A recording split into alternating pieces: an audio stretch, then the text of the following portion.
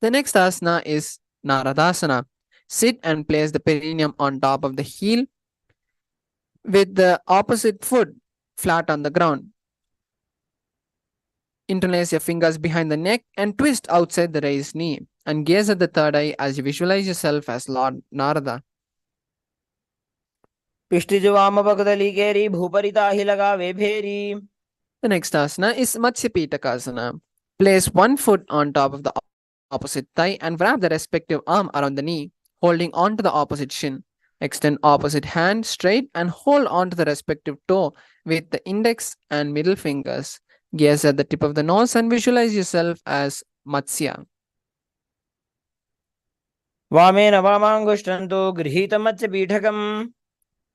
The next asana is Matsyendasana. Place one foot on top of the opposite thigh. Place the opposite foot on the ground on the far side of the opposite thigh. Twist and bring the elbow outside of the raised knee. Keep the raised arm by the neck and turn the head back and gaze to the third eye. Visualize yourself as sage Matsyendranatha and gaze at the third eye. Bhasana. Twist and bring the elbow out of the raised knee and extend the hand down to the foot, keeping the opposite hand at the respective ear, turning the head back and gazing at the third eye. Visualize yourself as a camel. The next asana is Matsyendrasana 2. From the same position, just stretch the hand which was touching the ear onto the floor and visualize yourself as sage Matsyendranatha.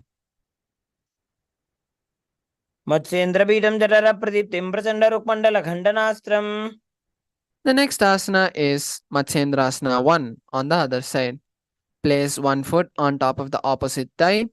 Place the opposite foot on the ground on the far side of the opposite thigh. Twist and bring the elbow outside of the raised knee and keep the raised arm by the neck and turn back. Gaze at the third eye. Visualize yourself as sage Matsyendranatha and continue to perform the Siddhkari Kumbhaka.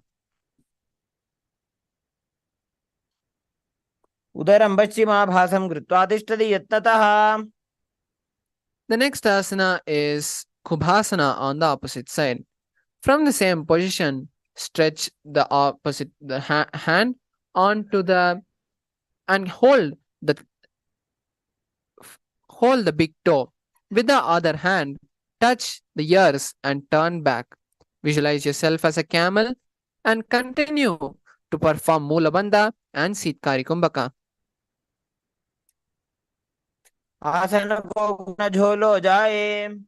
The next asana is Matsyendrasana 2.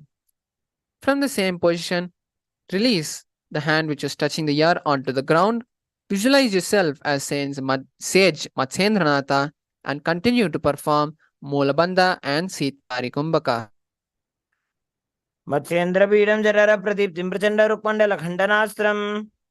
The next asana is Padmasana. Sit and place feet on the opposite thigh. Place palms on respective knees and engage all three bandhas in Mahamudra Bandha as you visualize yourself as Lord Shiva. Asanam dvidham proktam padmam vajrasanam tatha. The next asana is Padmasana 2. Continuing to stay in the same position, hold the respective legs toe with your index and middle fingers. Visualize yourself as Goddess Parvati and continue to perform the Mula Bandha. Hold the new japa Mahā Sadashivoham in your inner space. Uttano charano kritva uru samsto prayatnatah. The next asana is Kukutasana. Continue to stay in Padmasana and place the palms on the ground between the thighs and lift the body up. Visualize yourself as a rooster. Perform Sahaja Kumbhaka, which is the simple breathing. Hold the Mula Bandha and continue to hold the japa Mahā Sadashivoham in your inner space. Padmasanam susamsthapya nanvororantare karo.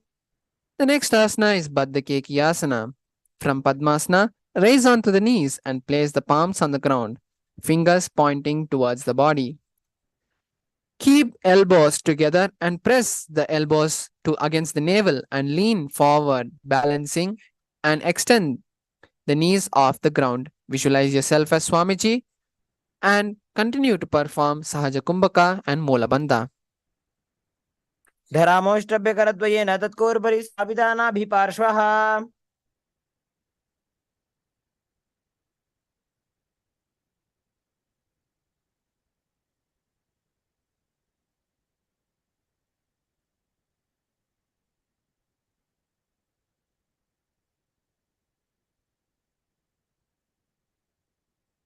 Relax. The next asana is Mayurasana. While on the knees, place the palms on the ground, fingers pointing towards the body. Keep the elbows together and press against the navel and then lean forward, balancing and extending the leg off the ground. Visualize yourself as a peacock. Continue to perform Sahaja Kumbhaka and Mola Bandha. अथ वक्षे Mahadev मयूरासनमुत्तमम्. The next asana is Makharasana. Lay down on the stomach with the feet pointing outward and stretched apart. Place the forehead on the mat and interlace the fingers behind the neck. Visualize yourself as a crocodile and perform Sahaja Kumbhaka and Mola Bandha. अध्यासशेते हृदयं निधाय भूमौ च पादौ च प्रसार्यमानो. The next asana is Shalabhasana. From the Makarasana position, bring the feet together and raise the foot off the ground from the knees. Keep the palms on the side of the chest and raise your head off the ground, visualizing yourself as a locust. अध्यासशेते हृदयं निधाय भूमौ च पादौ च प्रसार्यमानो. The next asana is Ushtrasana. Lay down on the stomach and bring the hands to the feet. Pull the feet downwards towards the ground on the side of the hip.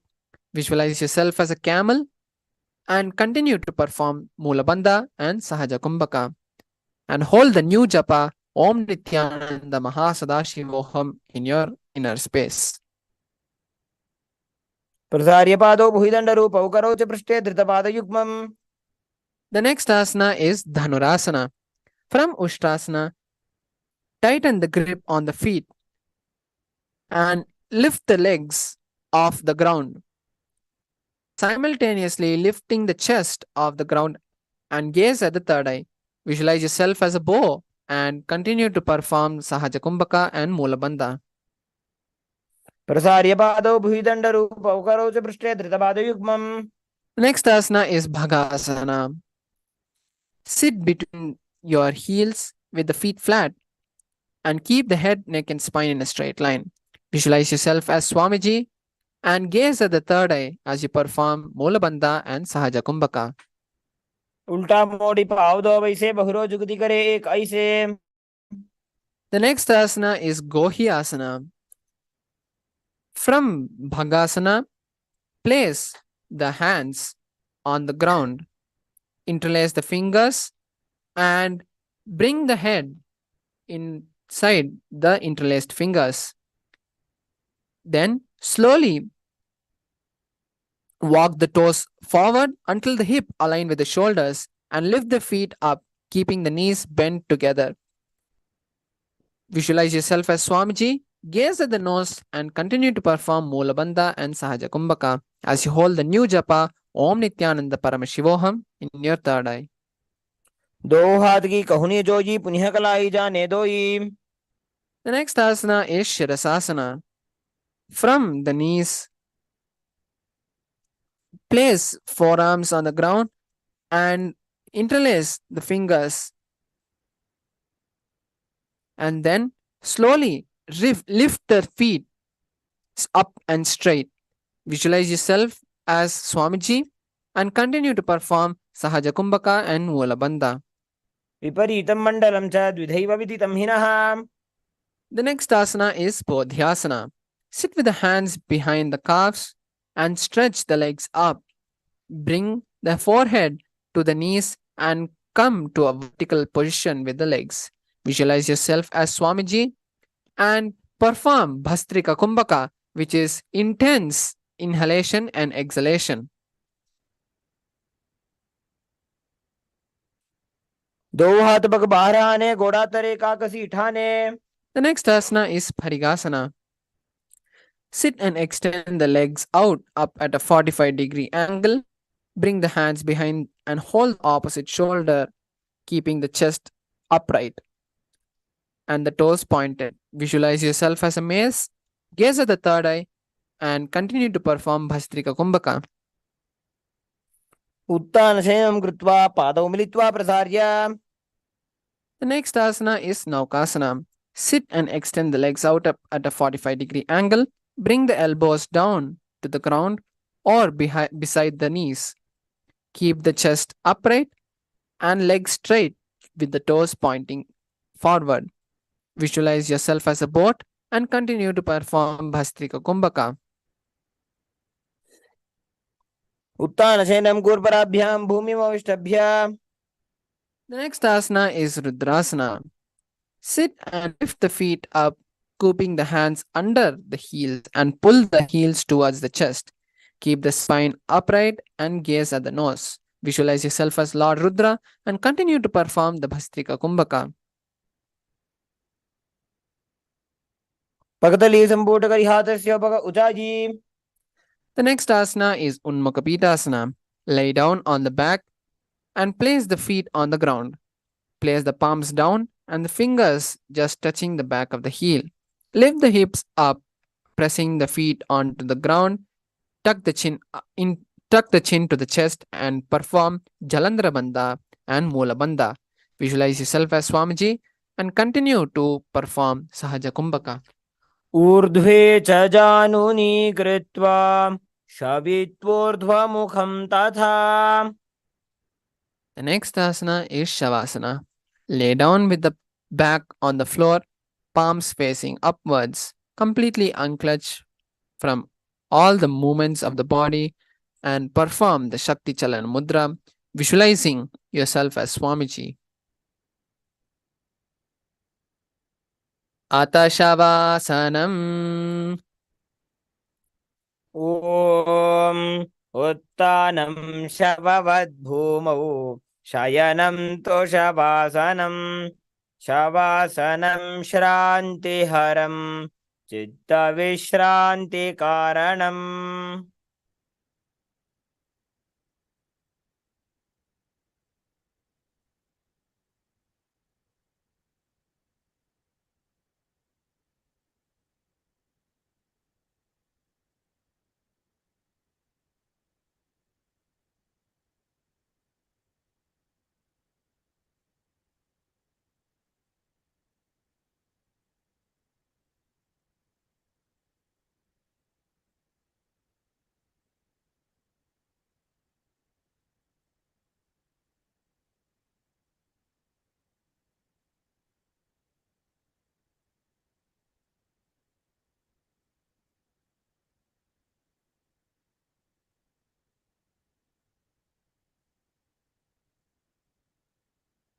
Now slowly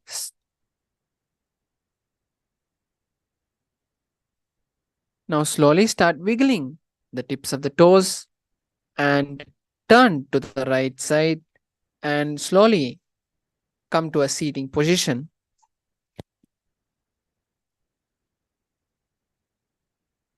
As the yoga is happening now, we have now finished the first 108 asanas successfully. We request all the participants to also turn on their cameras so that we, the acharyas, can view and see how you are performing the asanas and also guide you.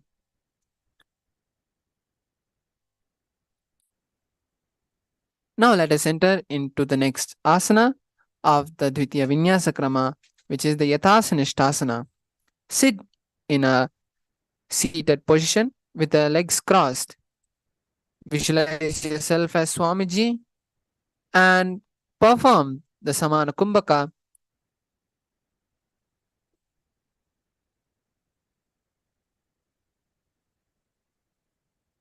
पर्यङ्कं तत्समाख्यातं यतसंस्थं यथा स्थितिः.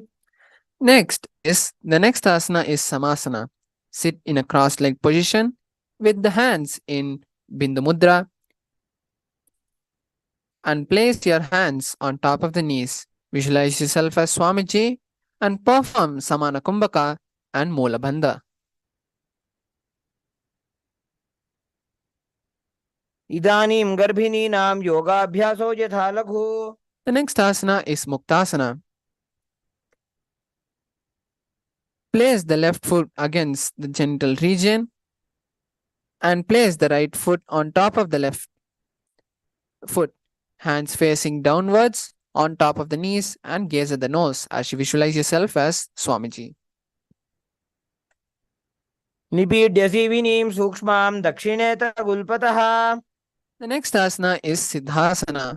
Maintain the same position as Muktasana and just switch the gaze to the third eye as you visualize yourself as Swamiji.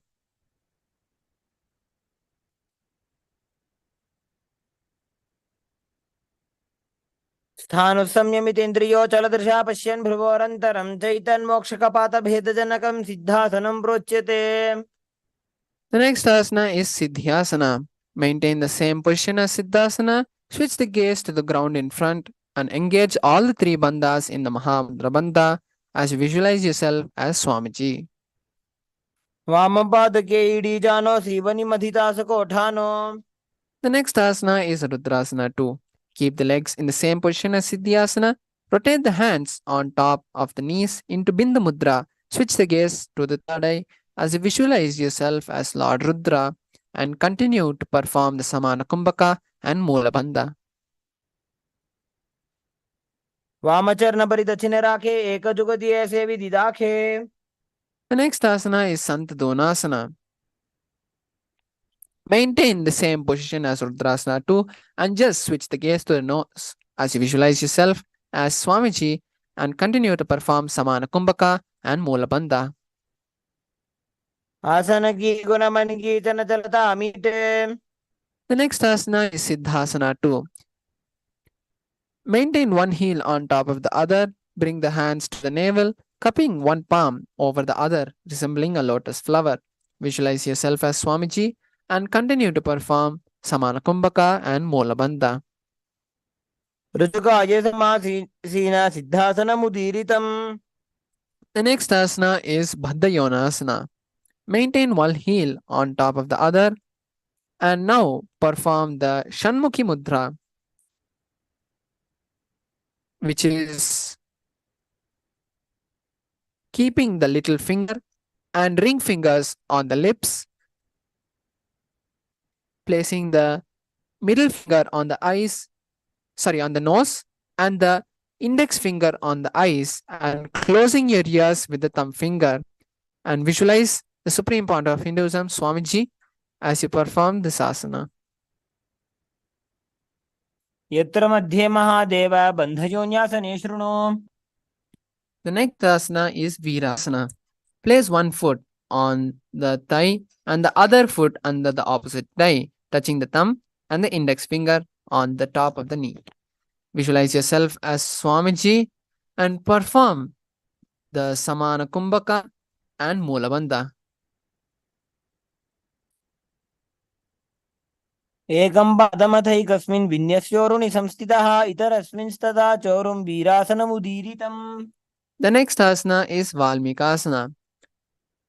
Lift one heel on the side of the perineum and the toes under the thigh. The right foot on the left leg and toes by the knee. Hands on the knees with the thumbs and index fingers touching each other in Bindu Mudra. Visualize yourself as sage Valmiki and perform Samana Kumbhaka and Moola Bandha. डावा पग की पगतली पुनिएड़ी है Zoya. The next asana is Joni Mudrasana. Keep the legs in the same position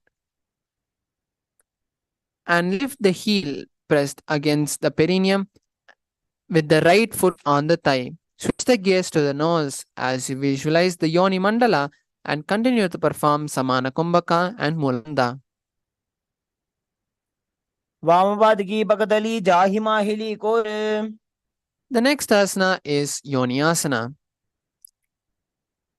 Continue to stay in the same position and keep the feet and hands in the same position and switch the gaze to the third eye as you visualize yourself as the Yoni Mandala. योन्यासनं पर्वतेन योगं योगफलेनिलम्.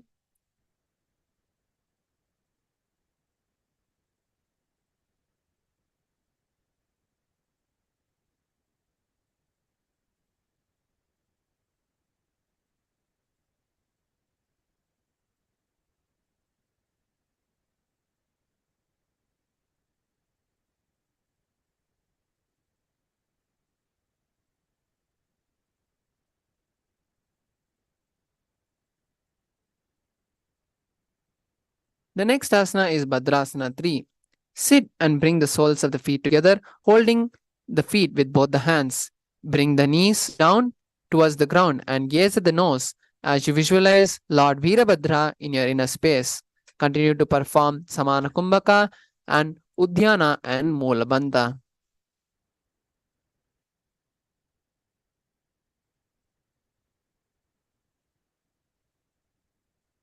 गुल्भौ च वृषणस्यादः श्रीवन्त्याः पार्श्वयोः क्षिपेत्.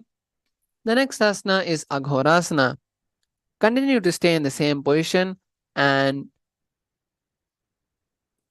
press the tongue against the roof of your mouth. With the right hand, cover your mouth and close the left nostril with the index finger. Inhale through the right nostril, close both nostrils, hold the breath and exhale through the left nostril in Abhyanta Kumbhaka as you visualize yourself as an Aghori. पूर्वको हो भिश्रिका जोगी वाही विधि जोगी जैसो जी. The next asana is Kaneri Pavasana. Bring the feet together in front with the toes together and heels apart. Place the elbows on the heels and rest the chin on the palm. Perform Udhyana and Mulabandha. Visualize yourself as an elephant drinking water and perform Rechaka Kumbhaka, which is inhaling and exhaling, emptying your stomach. ग्वाली पव आसन कक्ष्यो है जैसे Yahoo में जाने विधि तैसे. Next asana is Parasana. Sit with the knees raised, arms between the thighs and calf, interlace the fingers and lift the feet off the mat. Visualize yourself as Swamiji and perform Rechaka Kumbhaka and Mulabandha. ततोर्ध्वम्रेतयेत् वायुं मृदुनिश्वास संयुतम्. The next asana is Gopi Chandasana. Interlace the fingers around the feet with the soles together, toes at the groove of the throat and heels touching the chest, and place the chin on the hands and gaze at the nose. Visualize the space of a king and perform Rechaka Kumbhaka and Mulabandha. पूर्व विधिपका का अंगूठा कंठ को बराशे. The next asana is Udarasana. Sit with the soles of the feet together, insert the hands underneath the leg, holding the feet with interlocked fingers. Bring the feet up to the chest and bring the head down and touch the chin to the sole. Gaze at the nose and visualize your body free from disease. Continue to perform Rechaka Kumbhaka and Mulabandha. दोबू पगदली संपुटटाने उभय हस्तकरे उरदहिताने. The next asana is Bhishishtasana. Sit with the feet together, arms under the legs, raise the feet up to the face and keep the lock, interlace the fingers up over the feet and hold the palms over the forehead. Visualize yourself exhaling and continue to perform Rechaka Kumbhaka and Mulabandha. दोबू पगदली जोड़ी संपुट करे. The next asana is Bhujasana. From a seated position, lift both the legs over top of the respective shoulder. Bring the arms underneath the legs and interlace the fingers around the back of the neck as you visualize yourself as a cobra and continue to perform the Rechaka Kumbhaka. शिरासनं तु विज्ञेयं कक्षासनम् अतः परम्. The next asana is Kalyanasana. Maintain the seated position, raise legs up, and bring the elbows under the knees and wrap the arms around the back. Visualize yourself as a beautiful goddess and gaze at the tip of the nose as you perform Rechaka Kumbhaka and Moola Bandha. दो वो हाथ पगम नीचे आने तिनको घोड़ा नीचे ठाने. The next asana is Sankatasana. With the left knee on the mat, place the left foot flat and place the perineum on the left heel. Raise the right leg over top the left and bring the right knee to the left hip. Place the hands on the opposite knees. Visualize yourself as a swan and perform the Ujjayi Pranayama and Moola Bandha. वामपादं जितेर्मूलं सन्यस्य धरणीतले. The next asana is Dhenukasana.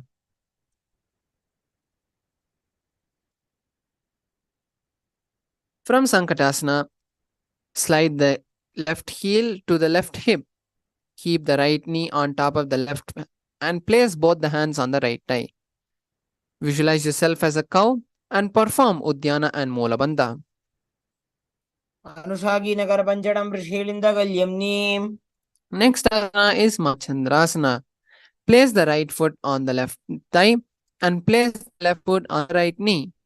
Bring the hands behind the back and hold the right thigh. Place the right hand on the left thigh and twist the body, gazing at the third eye. Visualize yourself as Swamiji and perform Moola Bandha. वामजङ्गभरतचिनटाने वामहस्तभिष्टेति स आने. Next asana is Machandrasana 2. From Machandrasana, untwist the body and hold onto the respective big toes as you lean your forehead forward, touching the ground with the chest, touching the knees. Visualize yourself as Swamiji and perform Moola Bandha. प्रथमजीवनो चरणजोयी वामजङ्गपरिराखे सोयी. Next asana is Guru Asana. Maintain the same position and interlace the finger over the knee. Visualize yourself as Swamiji and perform Mahamudra Bandha. ऊर्मूले इतरपादस्य कनिष्ठिका प्रदेशगुल्फं संस्थाप्य. The next asana is Sankatasana on the other side. With the right knee on the mat, place the right foot flat and place the perineum on the raised heel. Raise the left leg over top the right and bring the left heel to the right hip, placing the hands opposite on the opposite knees. Visualize yourself as a swan and perform Uddiyana Bandha. वामपादं जितेर्मूलं सन्यस्य धरणीतले. The next asana is Dhenukasana. From Sankatasana, slide the right heel to the right hip and keep the knee on top of the right. Place both the hands on the left thigh. Visualize yourself as a cow and continue to perform Uddiyana Bandha and Moola Bandha. अनुषागी Nagar पंचडं वृषीलिन्दगल्यम्नि. The next asana is Machandrasana. Place the right foot on the left thigh and the left foot on the right knee. Bring the left hand behind the back. Hold the right thigh.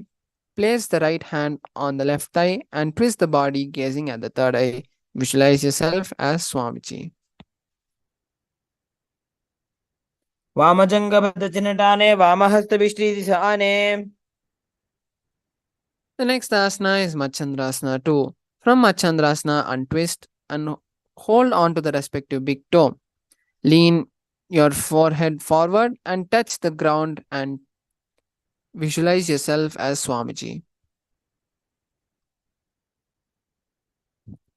प्रथमजीवनो चरणजोयी वामजङ्गपरिराखे सोयी. The next asana is Guru Asana. Maintain the feet in the same position and interlace the fingers and place them on the knee. Visualize yourself as Swamiji and perform Mahamudra Bandha. ऊर्मूले पादस्य कनिष्ठिका प्रदेशगुल्फं संस्थाप्य.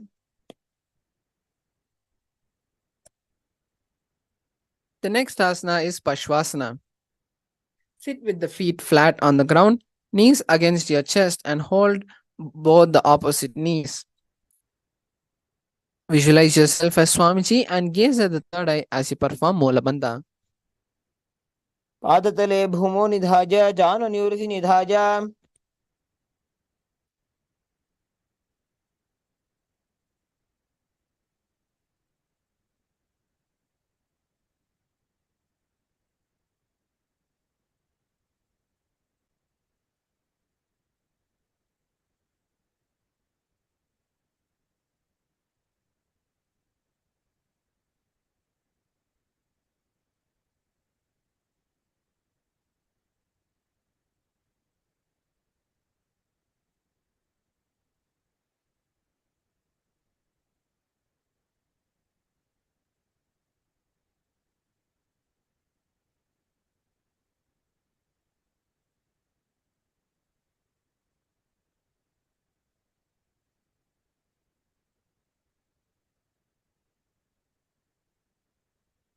The next asana is Bodhashokasana. Keep the feet flat on the mat, wrap the arms around the leg and hold the opposite wrist. Place the chin onto the knee and gaze at the nose. Visualize being in the space of bliss and continue to perform Moola Bandha.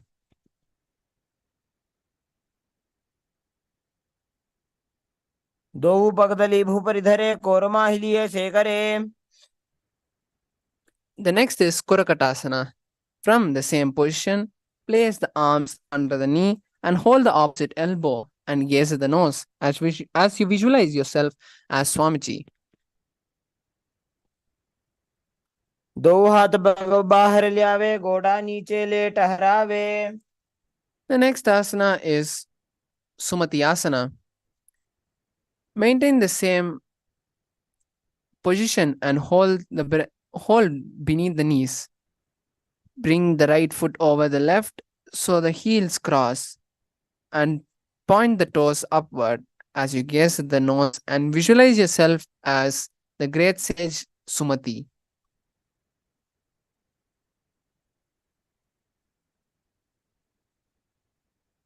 मूलद्वारी धरती परिठाने डाबा पग परितचपदाने. The next asana is Dandasana. Extend the feet out straight, arms raised straight above the head, and interlace the fingers and wrists pointed outward, and engage all the three bandhas in Mahamudra Bandha as you visualize yourself as Swamiji. इदानीं गर्भिणीनां योगाभ्यासो यथा लघु. The next asana is Arambhasana. Sit with the legs straight, hold the big toes with the index and middle fingers. Bring the chest forward and down and bring the head to the knees as you inhale through the left nostril and exhale through the right nostril in Nadi Shodhana. Visualize yourself as Swamiji and perform Moola Bandha. दो पग मिलिवा पसारी पगा का अंगूठा पकड़ी लीला टगोड़ा लगावे. The next asana is Bhidokasana. Sit with the legs straight, extend the knees straight up, one hand distant between the heels. Bring the shoulders down and wrap the hands in and around the legs. Hold the soles of the feet and gaze at the third eye as you visualize Swamiji in your third eye. प्रथम बैसी दो पाव पसारी कछुक ऊर्ध को कुरडोड़ारे. The next asana is Jalandhari Pavasana. Extend both the legs out with the heels together and place the chin, mouth and nose on the heel. Insert the hands below the legs and keep the elbow together on the ground along with the fingers. And place the palms upwards as you visualize yourself as Swamiji. दो एड़ी मिली गए दीजे हाथ पसारी. The next asana is Urdhva Paschimottanasana. Sit and extend both the legs out. Lift one foot behind the neck and lean forward and down as in Paschimottanasana. Visualize yourself as Swamiji and continue to perform Moola Bandha. पश्चिमतानवत् संस्थितिं कृत्वा एकं पादं ग्रीवायां धृत्वा तिष्ठेत्. The next asana is Anantasana. Lie back and lift the legs behind the neck. Left hand hold the foot from top and straighten the body. Concentrate on the prana moving from the Mooladhara to the Brahmananda as you visualize yourself as Swamiji and gaze at the tip of the nose. Uttanasena.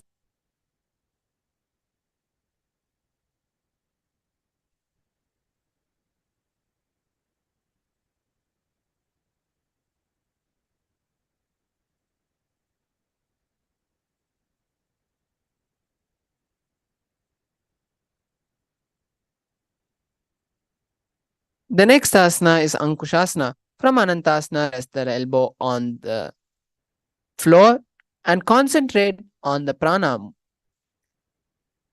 Visualize Swamiji in your third eye and gaze at the tip of the nose as you hold the Moola Bandha. उत्तानशयित एकैकं पादं ग्रीवाजां कुर्वन्. The next asana is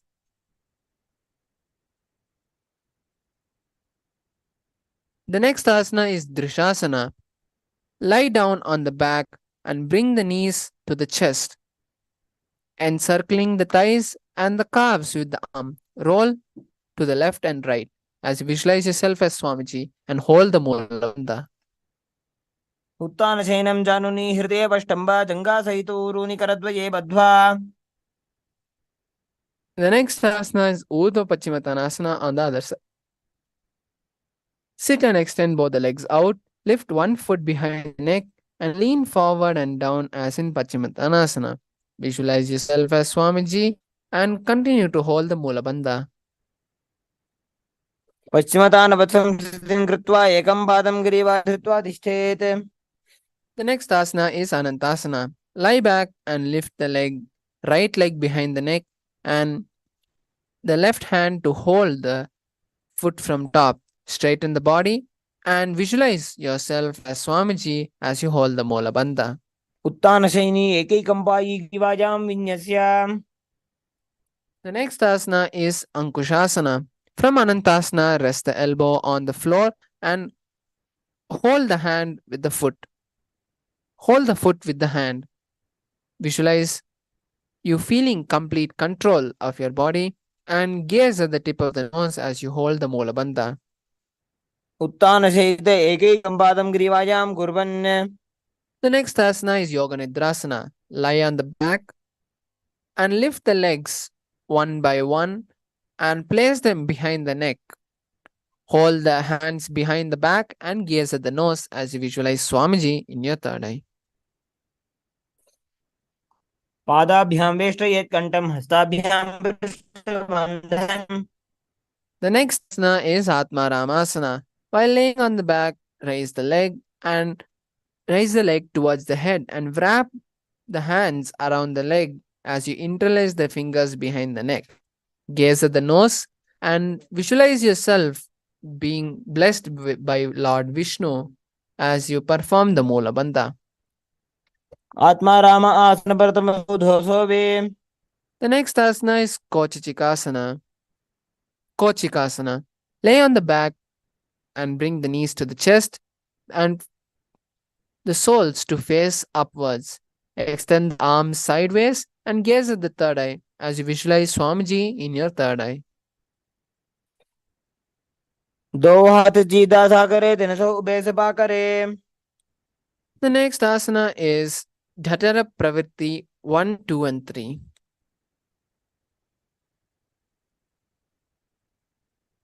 Lie on the back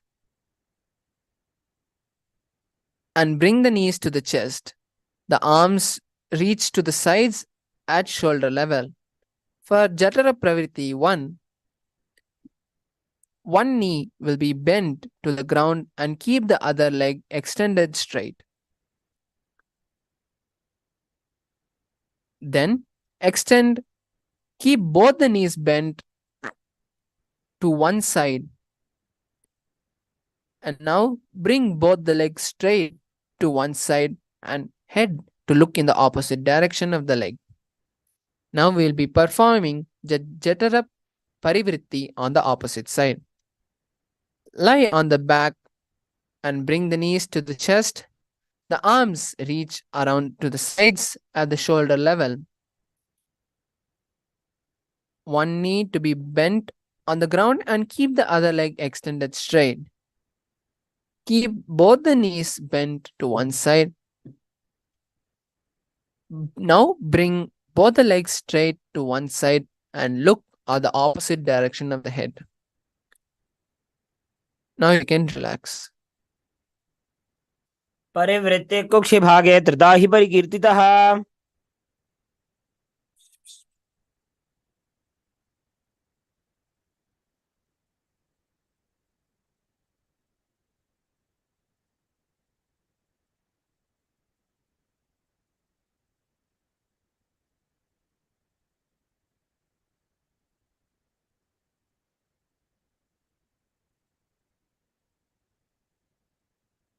The next asana is Dvipada Pitam. Lie on the back and bend the knees and place the feet flat on the ground. Hold the ankles and lift the hip up as you gaze at the nose and visualize yourself as a bridge. And perform the Murcha Kumbhaka, which is inhaling and exhaling in Jalandhara Bandha. प्रतिक्रियायुतं द्वन्द्वपीठः सर्वबलप्रदं गर्भिणीनां दुर्बलानाम् इति Gargi जगादनु. The next asana is Paryankasana. Lie on the back and place the feet flat on the mat. Bring the arms over the head and place the hands flat on the mat as well, with the fingers pointing towards the feet. Lift the entire body off the ground and visualize yourself as a stone furniture. उत्तानशयनं हस्तदलाभ्यां भूमिं वष्टभ्य. Relax. The next asana is Shvottanasana. Lie on the back with the knees to the chest, hands on the shoulder, and move the hips in a circular motion as you visualize yourself as a dog lying on its back. Perform Sahaja Kumbhaka, which is the simple breathing, and Mula Bandha. शरीरं संस्थाप्य जानुनी सम्मील्य नाभो वाणिज्य. The next asana is Viparita Karani. Lie supine and raise the hips and the legs up. Bring the hands towards the back for support if needed. Hold the elbows and hands extended on the mat below, helping balance the body as the legs raised up straight. Move the legs around and around in a circle. Visualize yourself as Swamiji. Perform Morcha Kumbhaka and perform Jalandhara Bandha and Mula Bandha. भूतले शिरो दत्त्वा खेनजे चरणध्वजम्. The next asana is Viparita Karani 2. From Viparita Karani,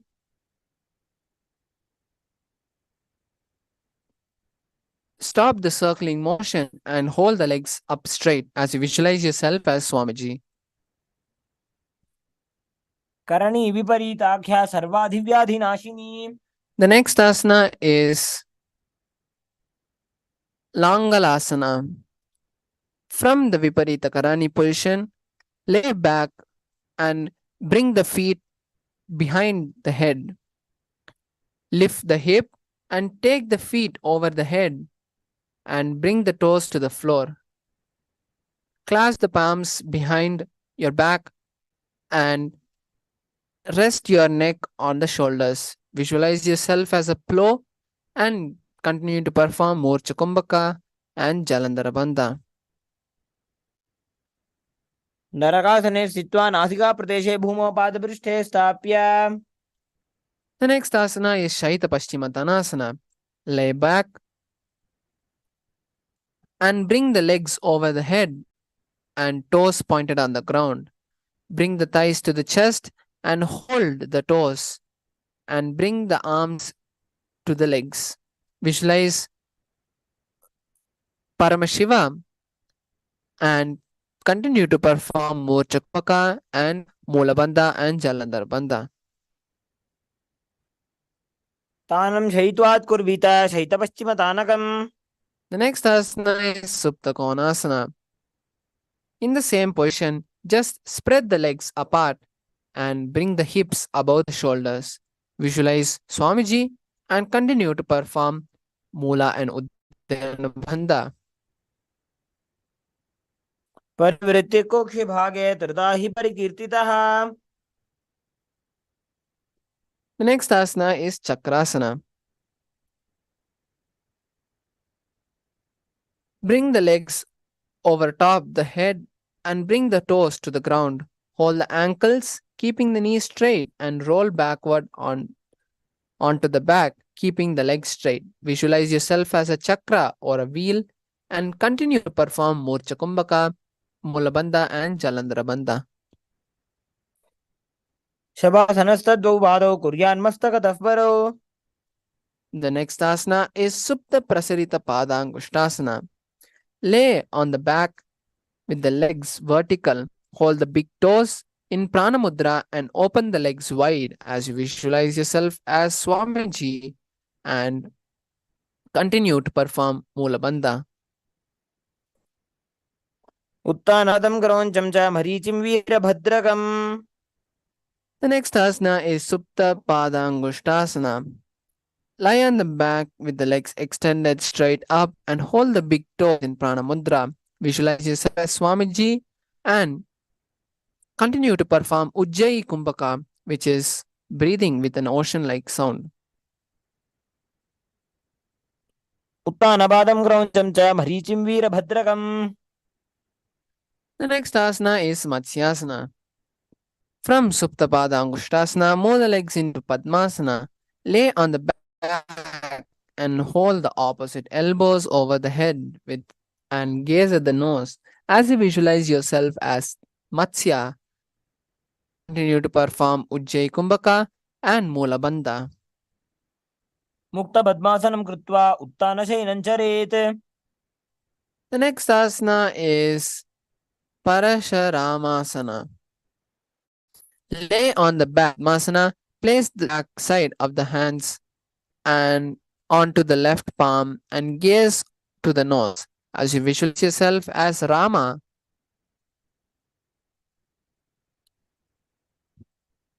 प्रथमकरे पद्मासन आचे सूधो सोवे भूपरिपाचे.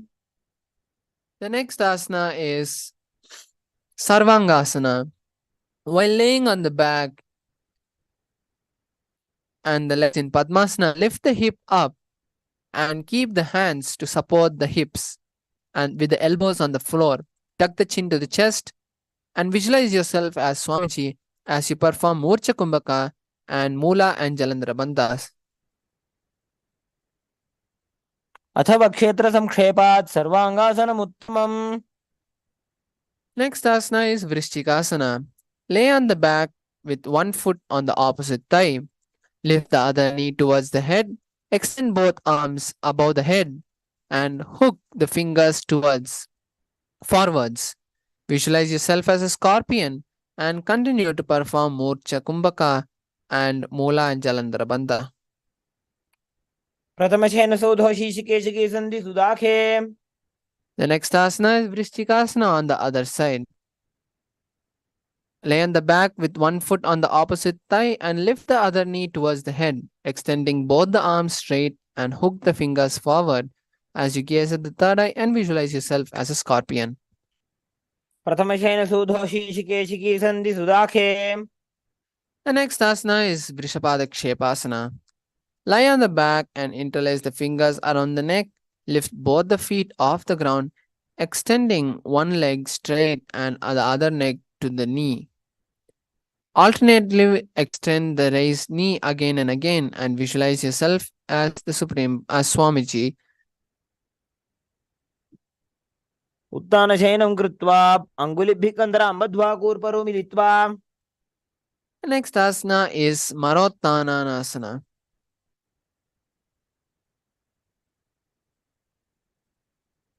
Lie on the back and lift legs one by one, touching the ear with the knee. Visualize Swamiji in your third eye and perform Sahaja Kumbhaka, which is the simple breathing, and Mula Bandha. श्रोतानवत् संस्थितीकृत्वा जानुद्वयं पर्यायेन कर्णयोः संस्पृशेत्. Next asana is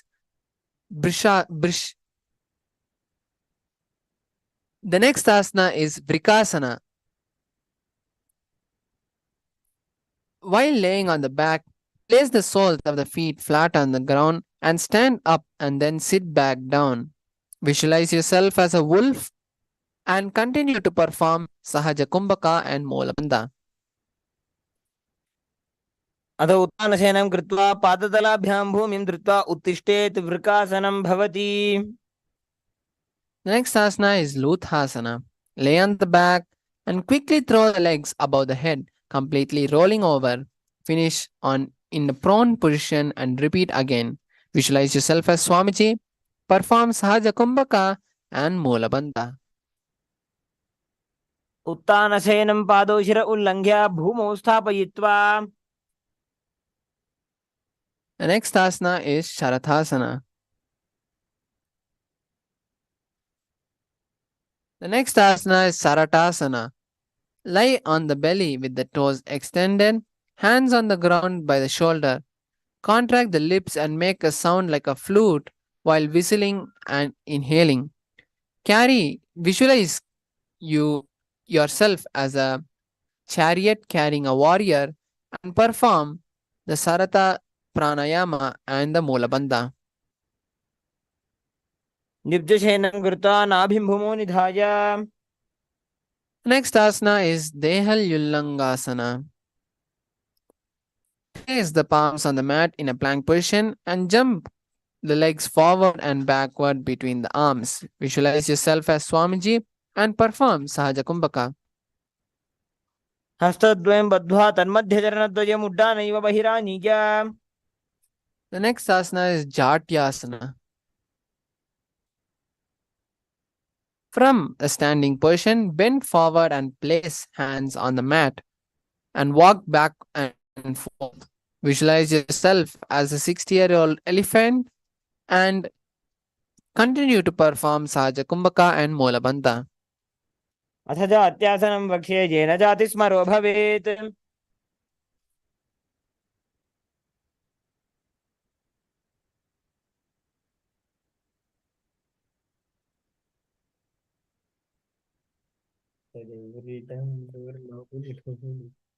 The next is the Lolitika Karana. Stand with the knees bent in Araimundi position and feet pointing outwards.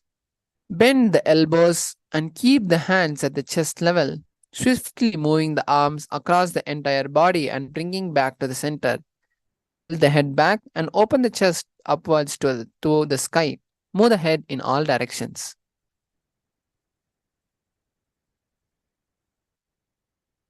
The next asana is Sarpasana. Tie the legs with the rope and stand erect like a rod. The arms at the side, hands touching the thighs. Visualize your Kundalini rising upwards. Continue to perform Sahaja Kumbhaka and Molabandha.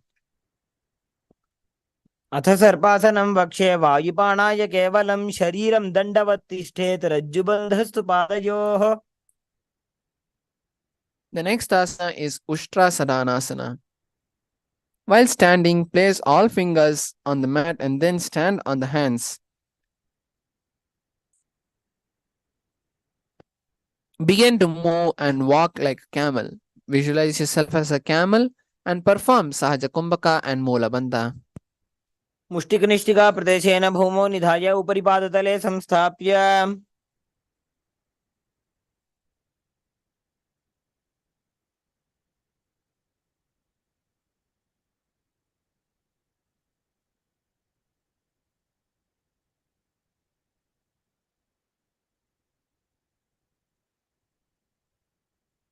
The next asana is Ashvasana.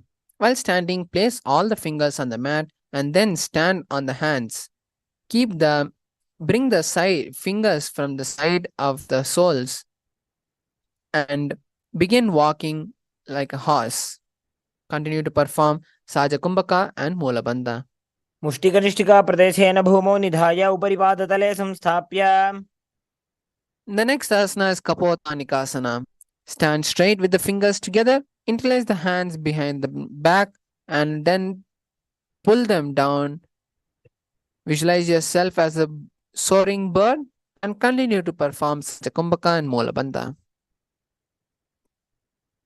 पादतले भूमो निधाय पृष्ठभागेन हस्तौ जङ्घापर्यन्तं नीत्वा.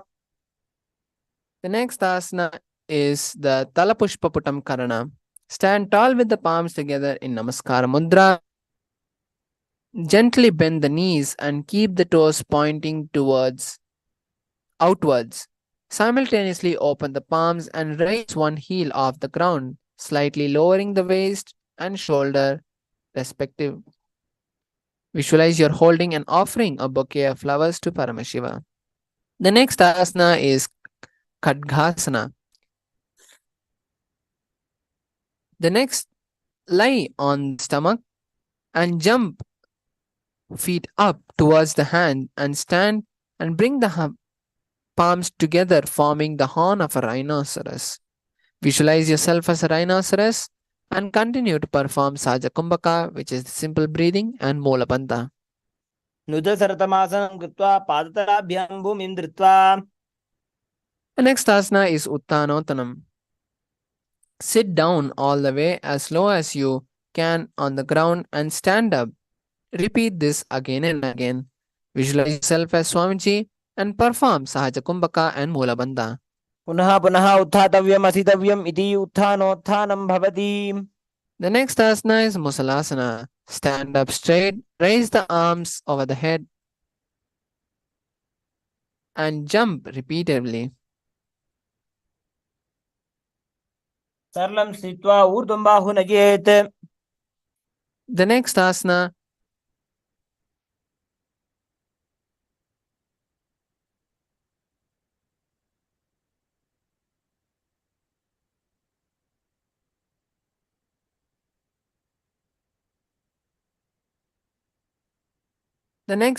is Uchirshaka asana.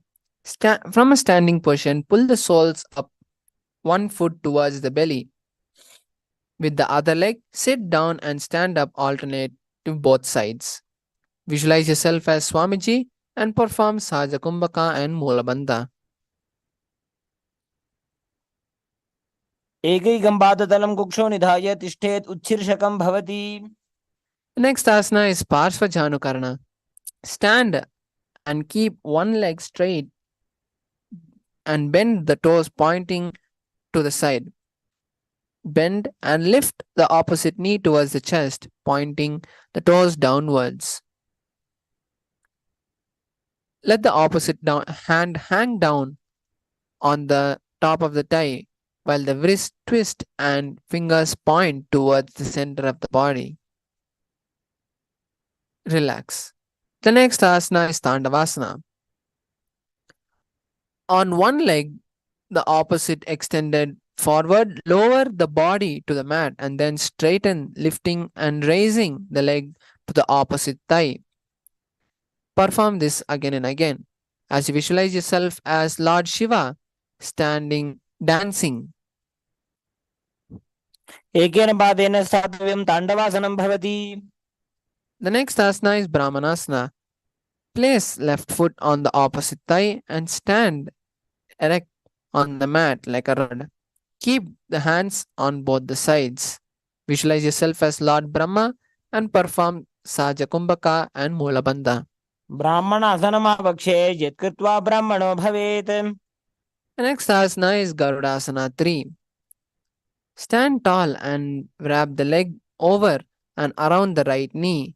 Tuck the left toe on the other side of the right calf. Simultaneously cross the left arm below the right and bring the palms together.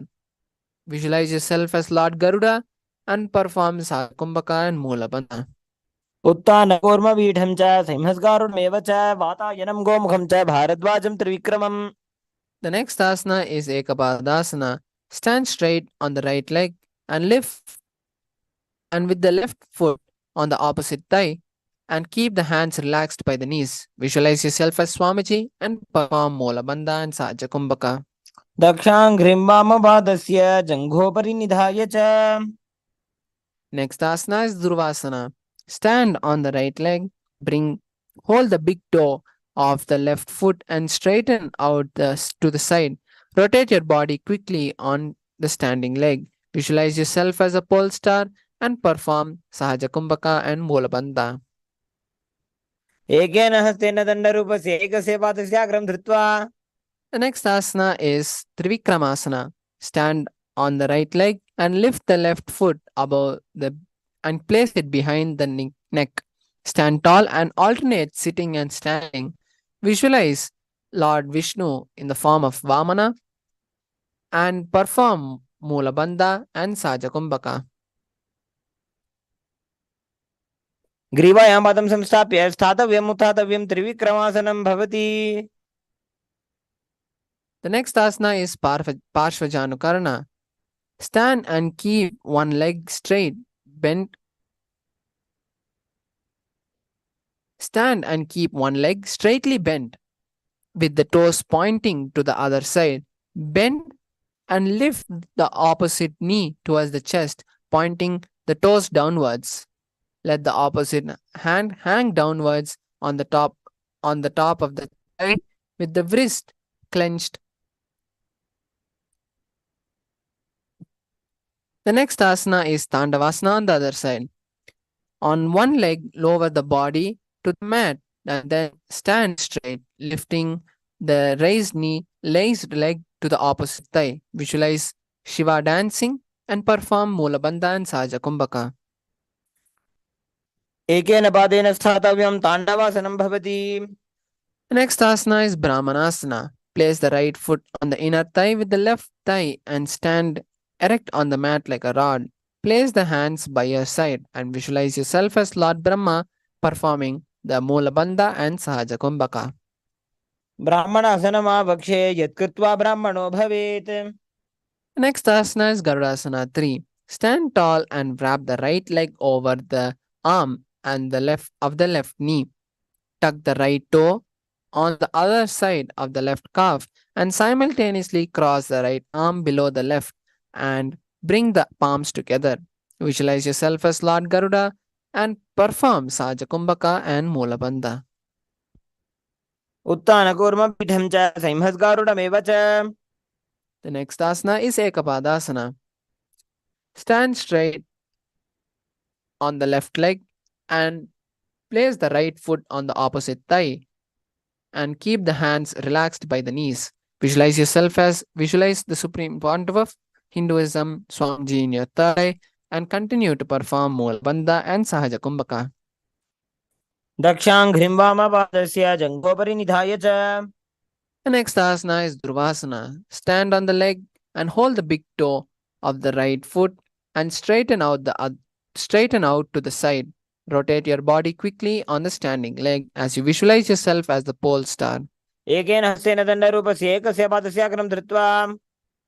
The next asana is Trivikramasana. Stand on the right leg and lift the left foot behind the neck and stand tall. Alternate sitting and standing as you visualize the 3 steps of Vishnu. Continue to perform the Mulabandha and Sahaja Kumbhaka. ग्रीवायां पादं संस्थाप्य स्थातव्यम् उत्थातव्यं त्रिविक्रमासनं भवति.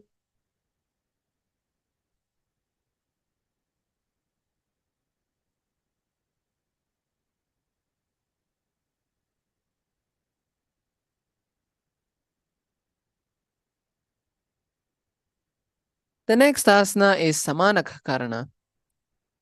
Stand with the feet close together, toes pointing slightly outward. Keep both the hands to the side of the body. The next asana is Goraka Janjali Asana. Stand erect and then bend forward. Bring both the hands underneath the knees and make a finger lock. Sit in a squatting position and let the finger lock touch the navel. Visualize the great sage Goraknath and perform Mulabandha. प्रथमहि बहोये बाहुरी नीचो पुनिहोवे. The next asana is Kansi Asana.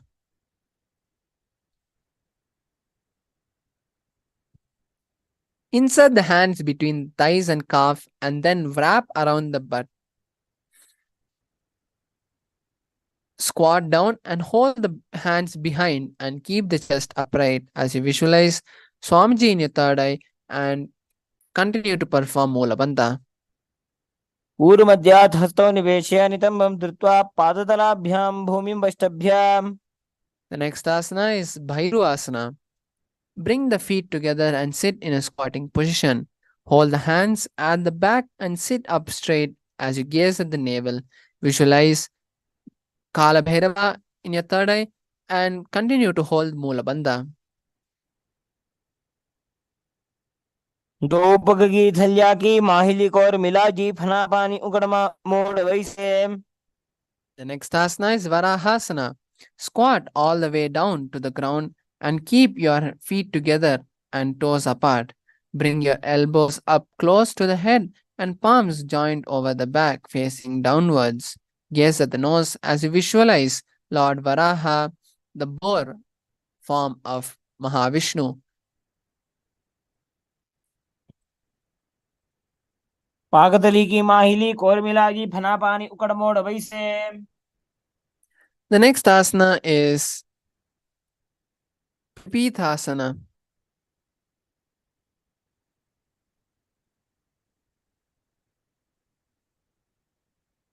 Touch the heels and bring the hip to the same level as your knees and let the hand hang down with the fingertips touching the mat in front of you. Visualize Swamiji in your third eye and continue to perform Moola Bandha. पार्श्वद्वय सम्मील्य स्थित्वा नितम्बं जानु प्रदेश आनीज्य. The next asana is Bakasana. Place hands on the mat with the fingers wide. Place your knees on the back of your arms with the eyes forward and down. Visualize yourself as a crow and perform Moola Bandha. हस्ताभ्याम अवनिम वैष्टभ्याम. The next asana is Shushtanga Kapalyasana.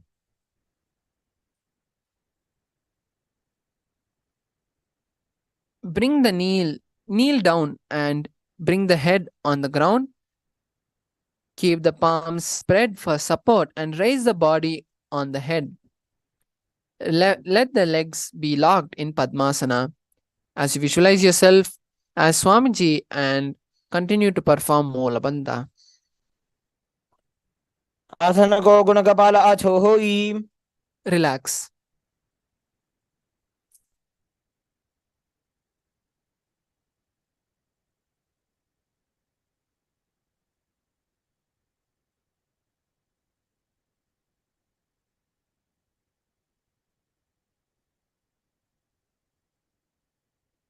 The next asana is Guptasana.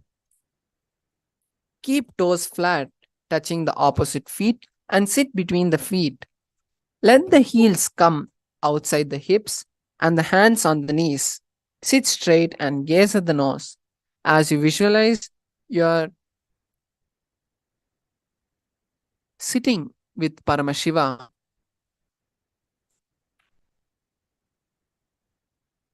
जानोर्भोरन्तरे पादौ कृत्वा पादौ च गोपयेत् पादौ परिच संस्थाप्य गुदं गुप्तासनं विदुः.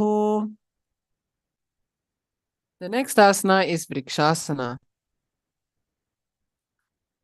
Place the hands on the ground with the fingers wide. Lift the bodies up straight into a handstand. This asana should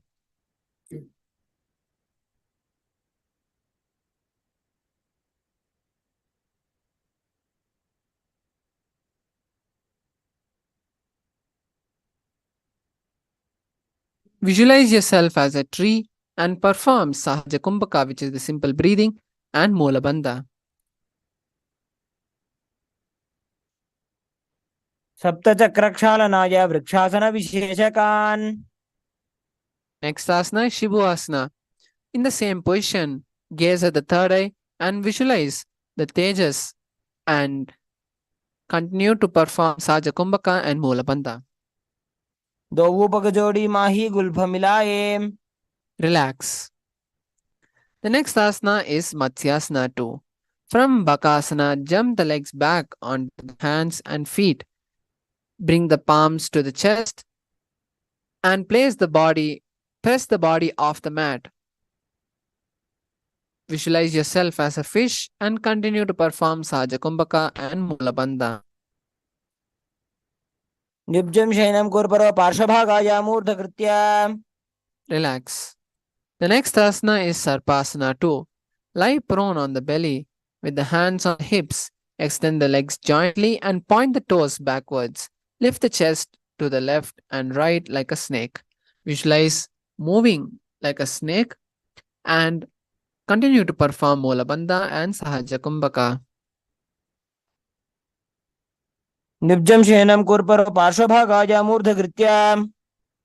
The next asana is Niralambasana.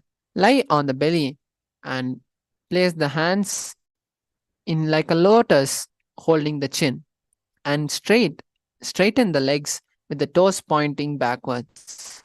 Visualize feeling self-supported and continue to perform the Mula Bandha and Sahaja Kumbhaka. Karabhyam Pankajam Kritva Dishthet Kurpara Yasudhihi Mukhamunnamanucchayi Niralambanamasanam. The next asana is Chatrasana. Lie on the stomach and place the hands flat on the mat in front of you. Straighten the arms and bend the knees, bringing the feet towards the upper back. Lift up the chest and see yourself as an umbrella and continue to perform Mula Bandha and Sahaja Kumbhaka. Ardhyasanavastitva Hastatalabhyam Bhumim Dhritva. The next asana is Vajrasana. Sit on the knees with the tops of the feet flat on the mat. Bring the buttocks onto the heels and stretch the arms in front, placing the palms down and bring the forehead onto the mat. Visualize yourself as a weapon of Indra and continue to perform Mula Bandha and Sahaja Kumbhaka. Idanim Garbhininam Yogabhyaso Jatha Laghu. The next asana is Meshasana. Push your body up into a Gajasana position and alternate striking the hand on the ground with the hands. Visualize yourself as a ram and continue to perform Mula Bandha and Sahaja Kumbhaka. Gajasana Samstito Ekaikam Bahum Bhumo Tadajet. The next asana is Ajasana. From Gajasana, lift the legs onto the air, slowly bringing the forehead to the ground. Visualize yourself as unborn and eternal and visualize and continue to perform Mula Bandha and Sahaja Kumbhaka. Gajasana Samstito Padadvayam Antarale Kritya. The next asana is Dhanantarasana. Sit on the heels with the legs together, interlace the fingers around the toes and pull the feet upward. And then place the hands on respective knees and keep the spine straight. Visualize yourself as Swamiji and perform Ujjayi Pranayama, which is breathing with an ocean-like sound, and continue to perform Mula Bandha. Purava Vidiparihatagi Kakasisyo Bhanashara Modi. Next asana is Angamotanam asana. Interlace your finger in front and then bend and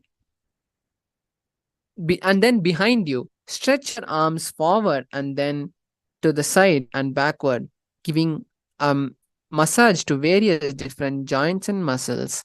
Visualize Swamiji in your third eye and continue to perform Mula Bandha and Ujjayi Pranayama.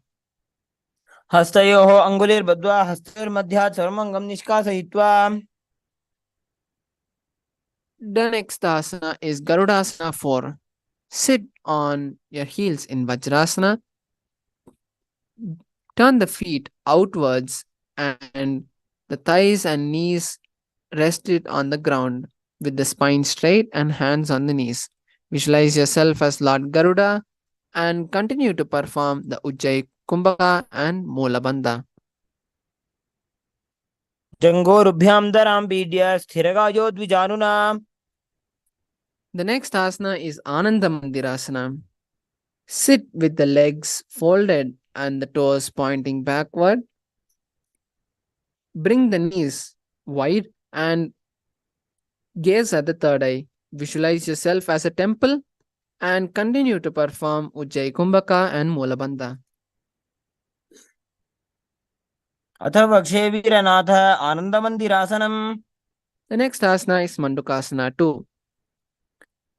Sit with the knees wide and the feet overlapping on the ankles, hands under the knees and gaze at the nose. Visualize a frog and continue to perform Ujjayi Kumbhaka and Mula and Jalandhara Bandha.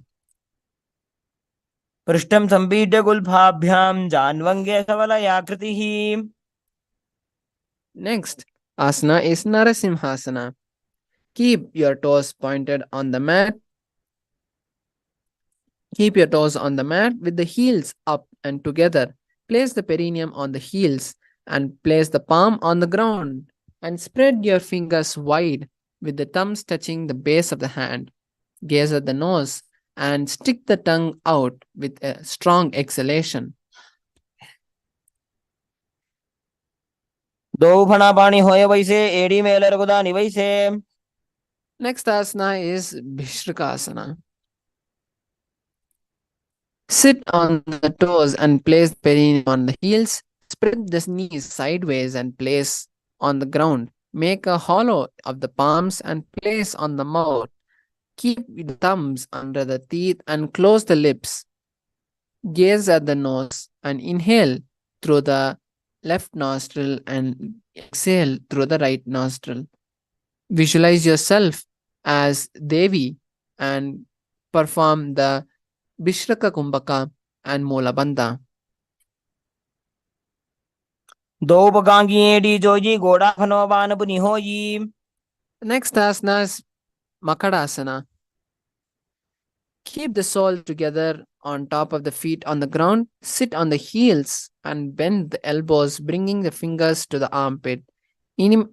Imitate as if a monkey is scratching and gaze at the third eye.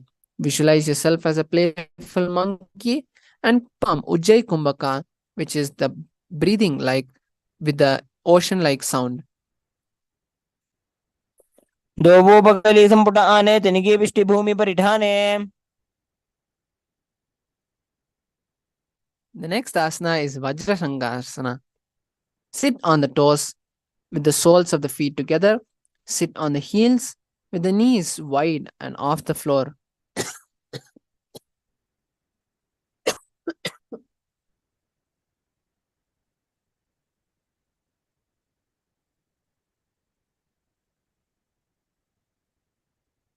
Hold the elbows behind the back and gaze at the nose. Visualize a diamond and continue to perform Ujjayi Kumbhaka and Mulabandha. प्रथम पणा पानी होए वैसे दो एड़ी दानी वैसे. Next asana is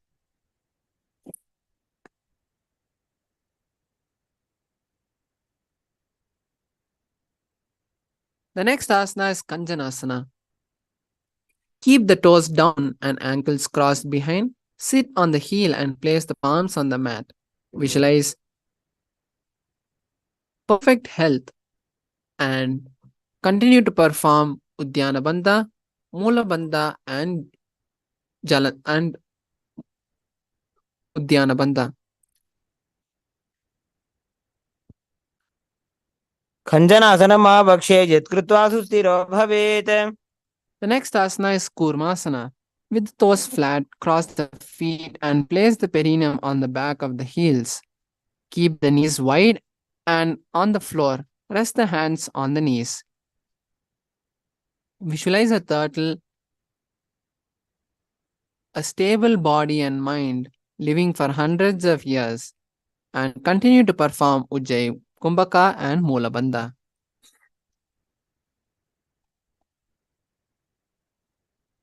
गुल्भौ जवर्षणस्याधो व्युत्क्रमेण समाहितौ. Next asana is Yogasana.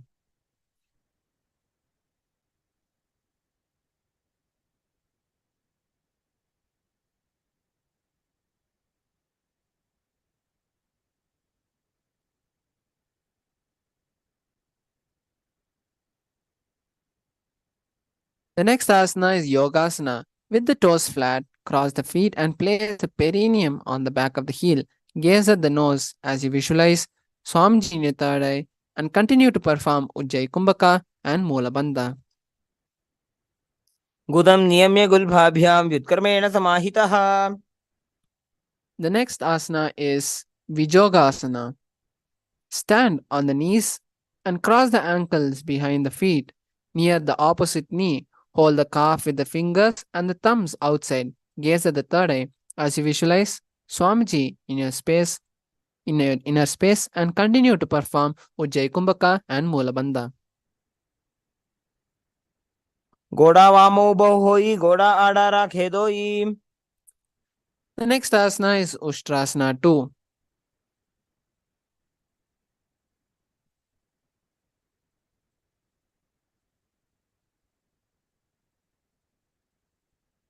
The next asana is Ushtrasana 2. In a kneeling position, bend backward and hold the ankles with the hands. Keep the arms straight and push the hip towards forward and tilt the head back. Visualize yourself as a camel and continue to perform Ujjayi Kumbhaka and Moola Bandha. मेरुदण्डग्रन्थि दाढ्य संविपादैः उपमान् कपोतो अष्टासनाभ्यासं कुर्यान्मित हिताशनः. The next asana is Jatyasana 2. With the heels together and the hands on the sole of the feet, slowly lean backward. Bring the elbow down to the mat and place the head on the back of the mat. Experience yourself like a lotus bloom and continue to perform Ujjayi Kumbhaka and Moola Bandha. दो AD संपुट करे सोले मूलद्वारित विसरे. The next asana is Viratasana.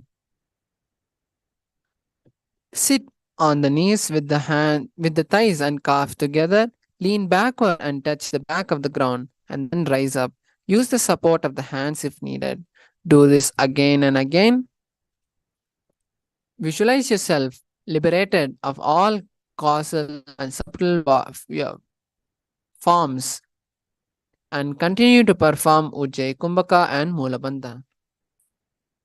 जंगा पृष्ठभूमो निदाय जंगोदर्योः ऊरुनि संस्थाप्य.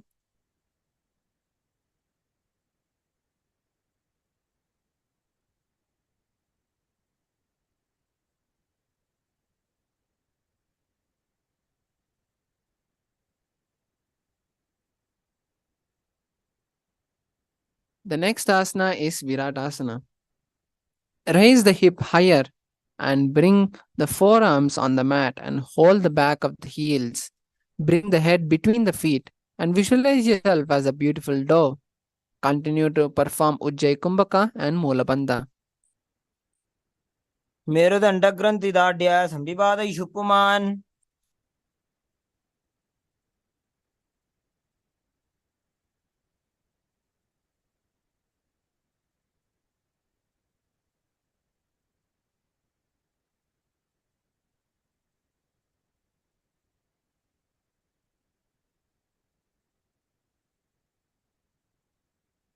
The next asana is Varasana.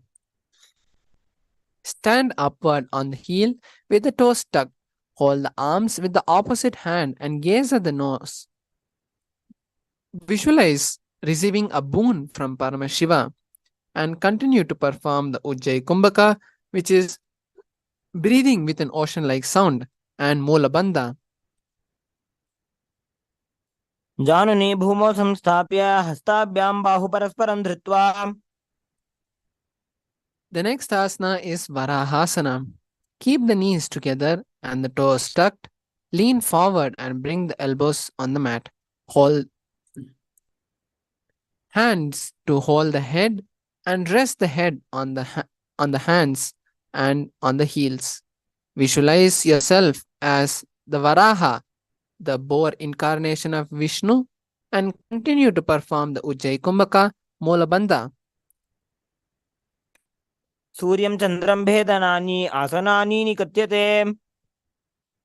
The next asana is Mundasana. Kneel down and place your elbow on the mat with the shoulder width apart.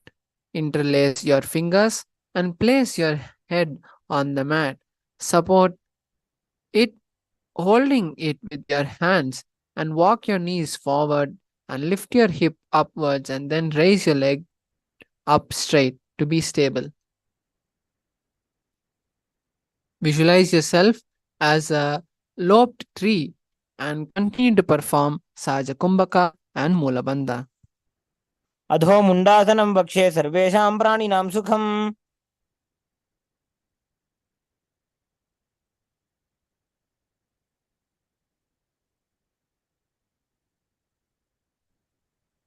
The next asana is Andhasana. Kneel down and bring your head between your knees. Keep the elbows adjacent to the knees and hold the head with the hands. Exhale through the mouth. Visualize Swamiji in your third eye, gaze at your nose, and continue to perform Saja Kumbhaka and Mulabandha.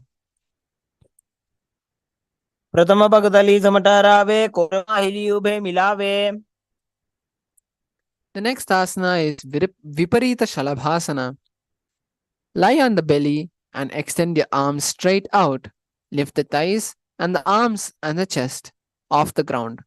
Visualize yourself as a locust.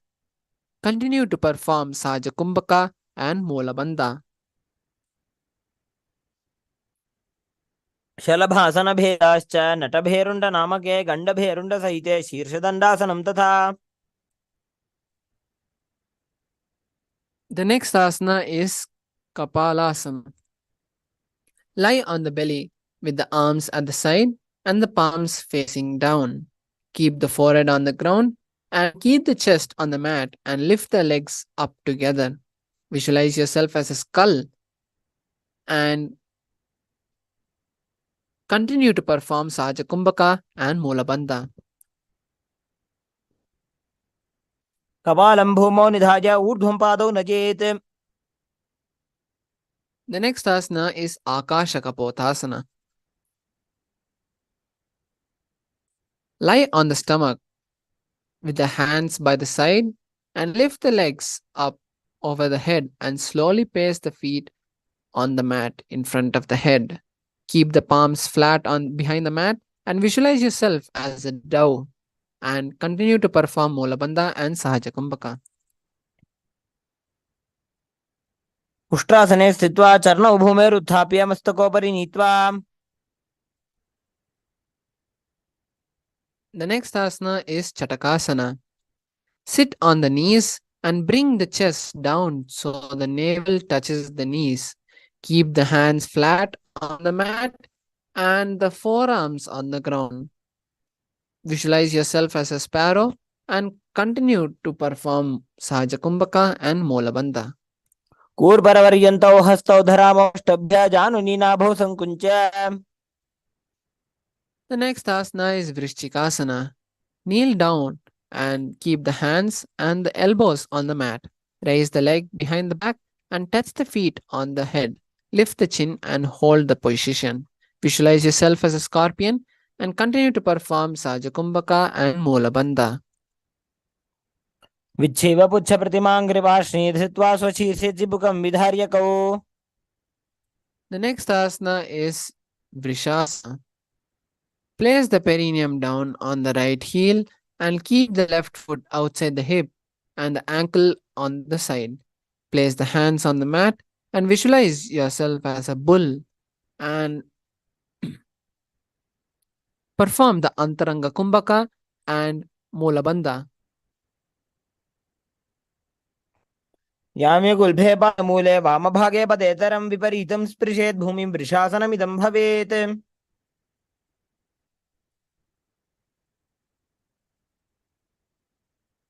The next asana is Lolasana. From a kneeling position, place the hands flat on the mat in front of you. Lift the knees off the ground and cross the toes of the left foot and overtop the right foot. Balance above the mat and visualize Swamiji in your third eye and continue to perform the Antaranga Kumbhaka and Mulabandha. लोलासनं सदा कुर्यात् वायुलोलापघातनात्. The next asana is Vrishasana on the other side. Place the perineum on the left heel and keep the left foot outside of the hip and keep the ankle to the side. Place the hands on the mat and visualize you are a bull. Perform the Antaranga Kumbhaka, which is forceful inhalation, and continue to perform the Mula Bandha. याम्य गुल्फे पादमूले वामभागे पदेतरम्. The next asana is Balaguna Asana. Place the left toe on the ground and sit on the heel of the left foot. Place the right foot flat on the ground with the knee raised towards the chest. Keep the palms on the respective knees and maintain an upright position. Visualize Balaguna Hai, one of the 84 Siddhas in your inner space, and continue to perform the Antaranga Kumbhaka and the Mula Bandha. आसन को गुण जल विकार जाई.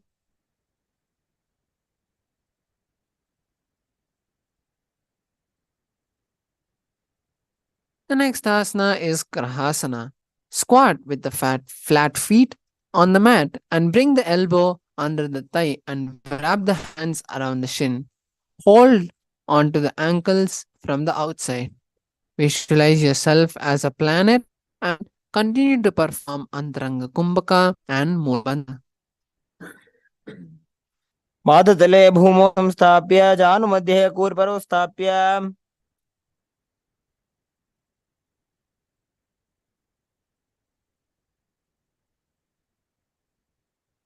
The next asana is Balagunasana on the other side.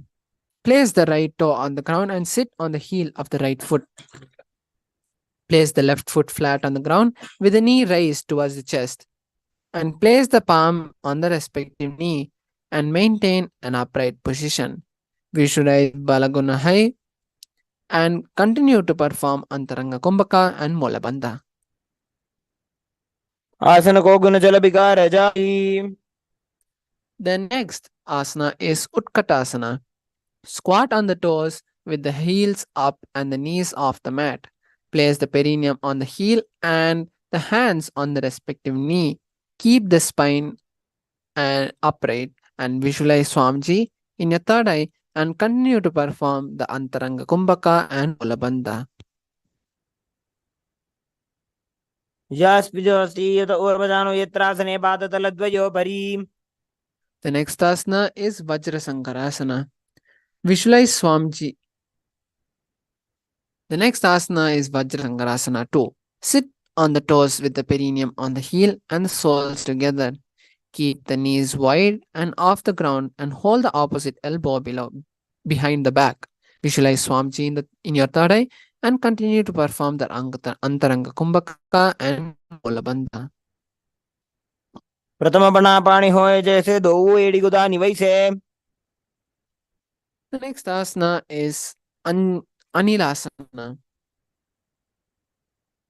Squat with the feet hip wide apart, hands under the sole of the feet from inside and the palms down, the arms straight and the elbow at the navel, and gaze at the nose.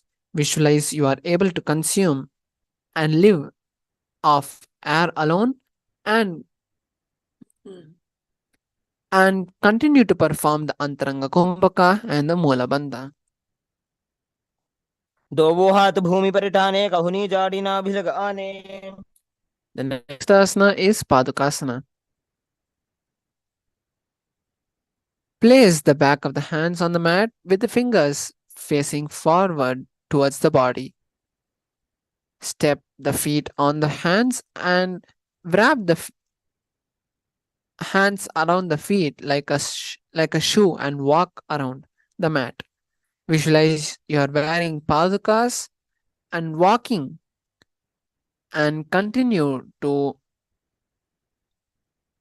perform the Antaranga Kumbhaka and Mula Bandha. हस्ततलयोः पादतले कृत्वा तिष्ठेत् गच्छेत् पादुकासनं भवति. The next asana is Kukkutodhanasana. Place the palms on the mat and raise both the feet upward into the air and let them fall back down. Do this again and again and visualize yourself as a rooster and continue to perform Antaranga Kumbhaka and Mulabandha. हस्ततले भूमौ कृत्वा पादतले चोर्धमुड्डानं कृत्वा. The next asana is Viparita Nirtasana. Place the hands on the mat and raise the leg upwards into a handstand. Move around into hands and keep dancing. Visualize yourself become free from all inhibitions and continue to perform the Sahaja Kumbhaka, which is the normal breathing, and Mulabandha.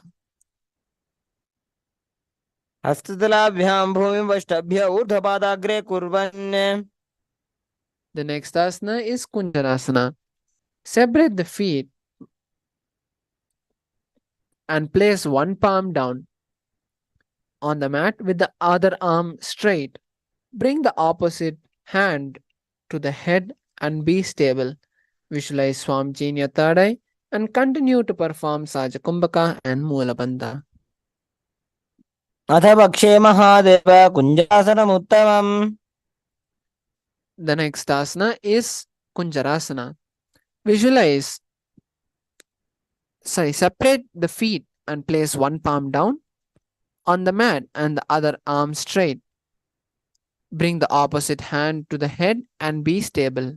Visualize that you are Swamiji and continue to perform Sahaja Kumbhaka and Mulabandha. अथ पक्षे Mahadev कुञ्जरासनमुत्तमम्. The next asana is Kadambasana.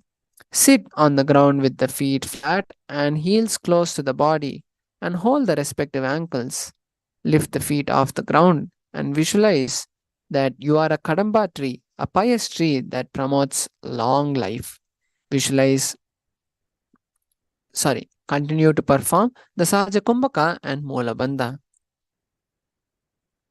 पार्श्वभ्यां भूमिं वष्टभ्य हस्तद्वयेन कुल्भौ धृत्वा. The next asana is Pavana Muktasana.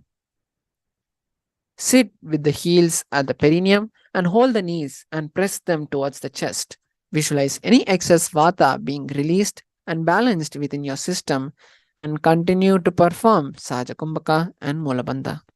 द्वयोस्तु पादयोः पाणिं लात्वा स्वस्वनितम्बके. The next asana is Chakorasana. Sit and lift one leg behind the head and place both the hands flat on the mat and extend the opposite leg up with the straight knee. Lift the entire body off the ground and keep the chin up as you visualize yourself as a powerful source of energy and continue to perform the Sahaja Kumbhaka and the Mulabandha. पूर्वतानं चतुष्पादपीठं वज्रासनं तथा. The next asana is Dhanurasana 2. Sit on the ground and hold the left toe with the left in hand index finger and middle fingers. Pull the foot up to the left ear and extend the right leg out and keep it straight. Hold the big toe with the right hand and visualize yourself as a bow. Continue to perform the Sahaja Kumbhaka and Mulabandha. पादपाणिभ्यां गृहीत्वा श्रवणावधि. The next asana is Ashtavakrasana. Lift the leg over top the left shoulder and bring the right foot across and hook on top of the left foot. Lean forward and hold down while extending the leg out to the left side. Lift up the head and chest and find balance. Visualize yourself as a crane and continue to perform Sahaja Kumbhaka and Mulabandha. वासिष्ठमथ कौण्डिन्यम् ऊर्ध्वकुक्कुटमेव च.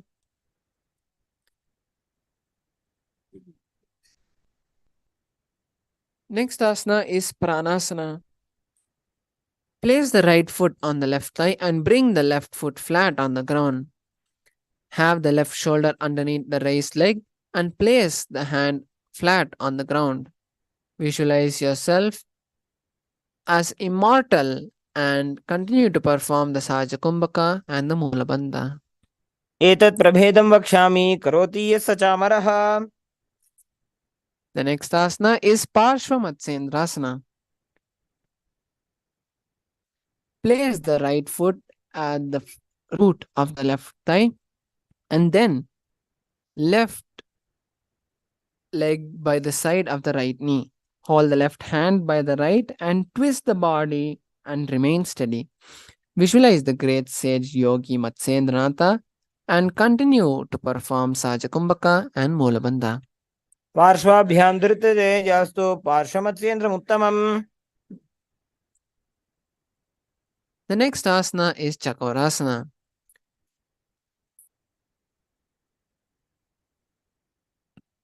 Sit and lift one leg and place it behind the neck, and place both the hands flat on the ground and extend the opposite leg up with the knee straight.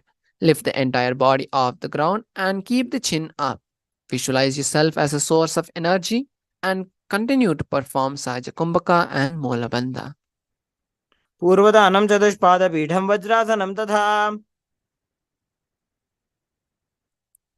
The next asana is Dhanurasana. Sit on the ground and hold the right toe with the index and middle fingers.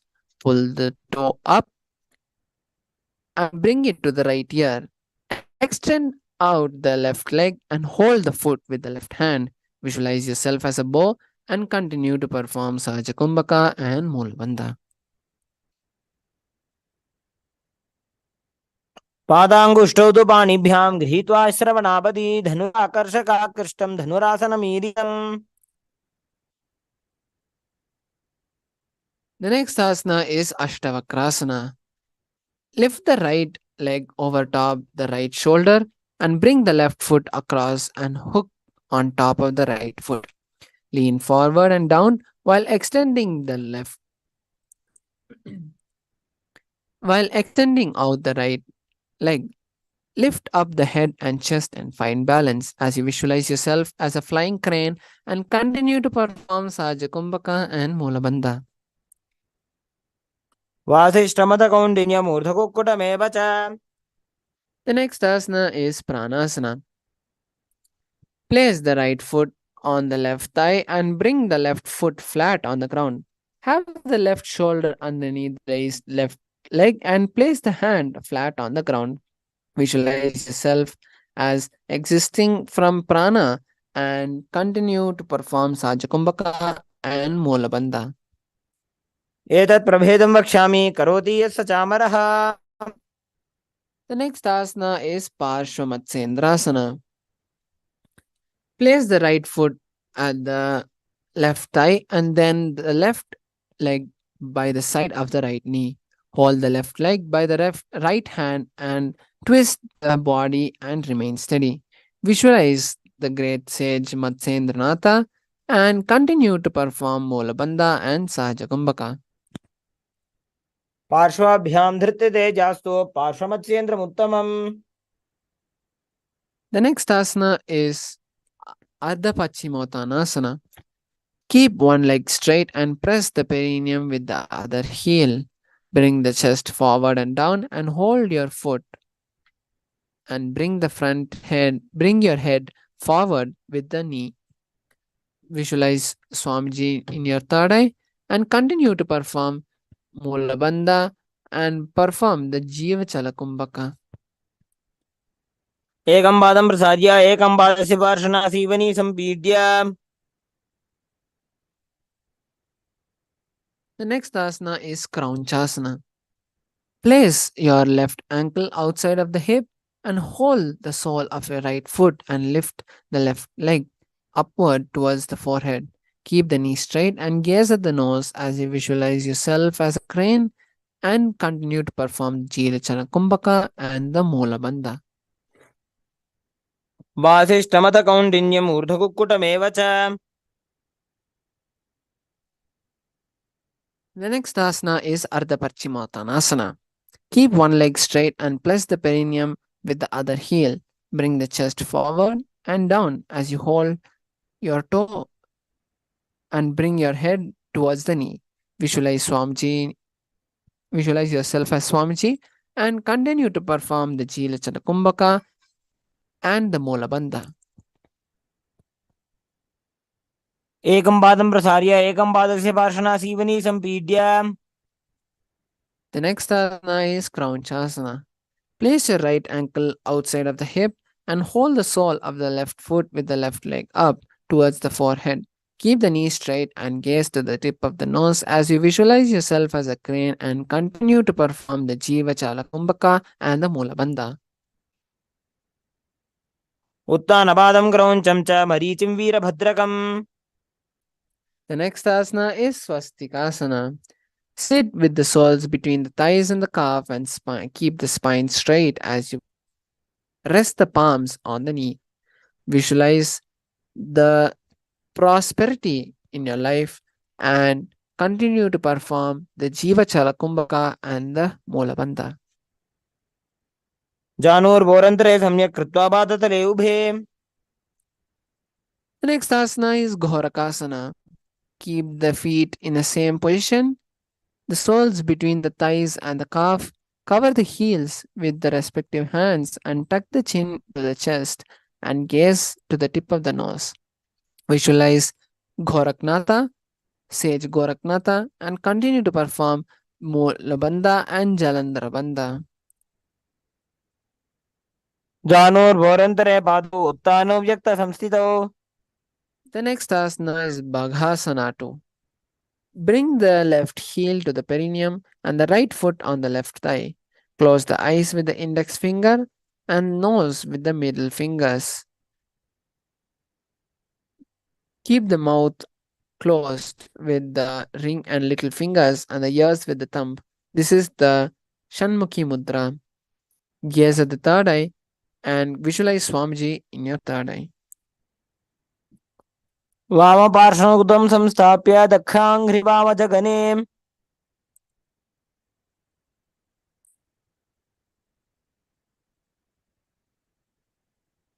The next asana is Yogasana 2. Place the foot on top of the opposite knee and place your hands on the ground beside you. Keep the palms facing up and keep the spine straight as you gaze at the nose. Visualize Swamiji in your third eye and continue to perform the Mula Bandha. And now perform Kaka Chanchakumbhaka. उत्तानौ चरणौ कृत्वा संस्थाप्योपरि जानुनोः.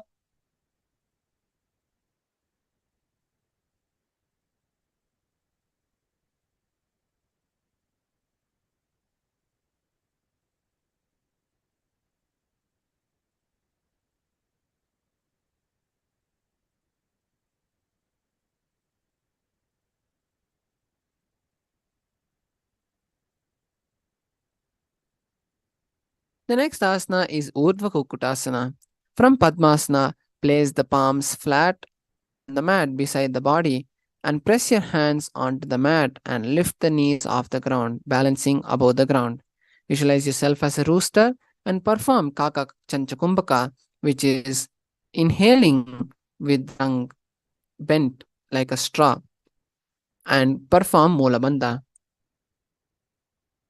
वासिष्ठमथ कौण्डिन्यम् ऊर्ध्वकुक्कुटमेव च.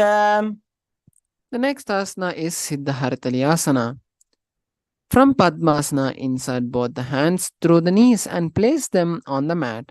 Avoid lifting the body up and stay seated on the mat as you gaze at the nose and visualize Swamiji in your third eye and perform Kaka Chanchakumbhaka and Mula Bandha. प्रथम पद्मासन को करे हस्तुदोभो गोडासन जिधरे. The next asana is Hamsasana. From Padmasana, place the hands on the mat through the gaps of the calf and thigh. Lift the thighs up to the shoulder and legs off the mat and stay above the mat and gaze at the third eye. Visualize yourself as a swan and perform Kaka Chanchakumbhaka and Mula Bandha. Kukkutasana स्थित्वा स्कन्धपर्यन्तं ऊरोनि नीत्वा.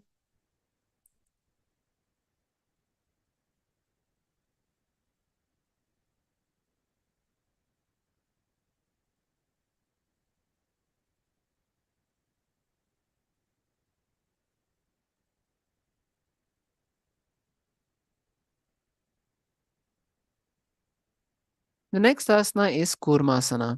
From Padmasana,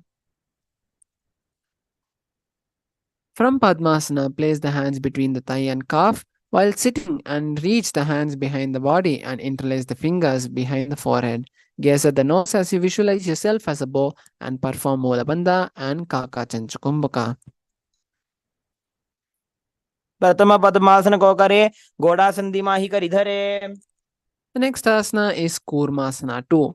From Padmasana, interlace both the hands to the thighs and calf and bend the elbow and hold the respective shoulder with the hand. Visualize yourself as a turtle and perform Kaka Chanchukumbhaka and Mula Bandha. By जंग पर दक्षिण पावा, दाई जंग पर by ल्यावा. The next asana is Granthi Vedasana. Hold Padmasana and insert both the hands through the thighs and calf. Bend the elbow and hold the respective shoulder with the hands. Bend your head down and tuck the chin to the chest.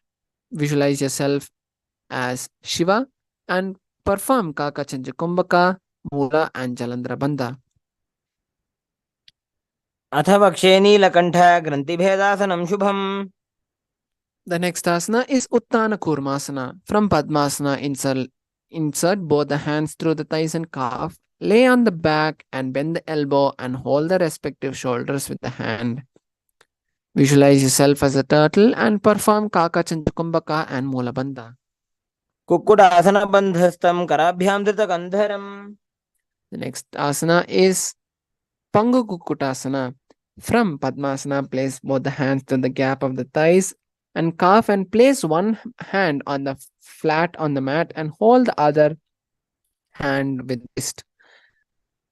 With the other hand, lift the body up and visualize yourself as a rooster as you perform Kaka Chanchukumbhaka and Mula Bandha. Kukkutasana स्थित्वा एकेन हस्तेन अन्यस्य मणिबन्धं धृत्वा. The next asana is Pangu Kukkutasana on the other hand. From Padmasana, place both the hands through the gap of the thighs and calf and place one hand flat on the mat and hold the other hand wrist. With the other hand, lift the body up and hold your position there. Visualize yourself as a rooster and perform Kaka Chanchukumbhaka and Mula Bandha. Kukkutasana स्थित्वा एकेन हस्तेन अन्यस्य मणिबन्धं धृत्वा. The next asana is Gridrasana. From Padmasana, place both the elbows on the toes and interlace the fingers and rest the chin on the knuckles. Place the thumb on the throat and visualize you have gone beyond all greed and perform Kaka Chanchukumbhaka and Mula Bandha. जानोर्भोरन्तरे पादौ उत्तानो व्यक्त संस्थितौ. The next asana is Padmasana 3. From Padmasana, hold one hand over the other and place the facing up and keep the palms facing up. Keep the spine straight and gaze at the nose as you visualize Swamiji and perform Kaka Chanchukumbhaka and Mahā Bandha, which is all the three bandhas together. उत्तानो चरणो विधाय विधिवत् शक्ति स्थितौ योगिरात्. The next asana is Padmasana 4. From Padmasana, place the hands on top of the knees and keep the spine straight and gaze at the nose. As you visualize that you are Paramashiva, perform Kaka Chanchukumbhaka and Mula Bandha. एतत् पद्मासनं कुर्यात् प्राणवायु प्रसिद्धये. The next asana is Karmukasana 2. From Padmasana, hold the right hand and index middle fingers around the right toe from the bottom of the foot. Lift the elbow as of pulling the bow back and move the big toe around. Place the left hand on the respective knee and keep straight and repeat on opposite side. Visualize yourself as a bow and perform Kaka Chanchukumbhaka and Mula Bandha. अथान्यासनमावक्षे योगपूरकरक्षणात्. The next asana is Karmukasana 3.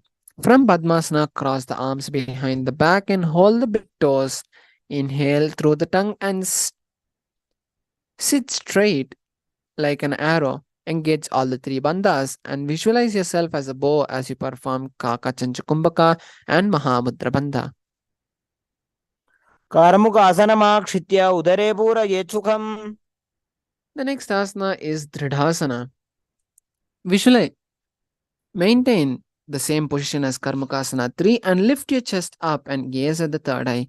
Visualize that you are the Paramashiva's third eye and continue to perform Kakachanchukumbaka and Molabandha. ऊरुभ्यां परिसाभ्य पादयुग्मं प्रयुक्तः. The next asana is Nagarasana. From Karmakasana 3, bend the arms back and hold the opposite big toes. Lay on the elbows and bring the back thighs to the back. Visualize yourself as a snake and continue to perform Mulabandha and perform Saja Kumbhaka, which is the normal breathing. प्रथम पद्मासन गोठाने दोवु हाथ पाछाने आने. The next asana is Kandukasana.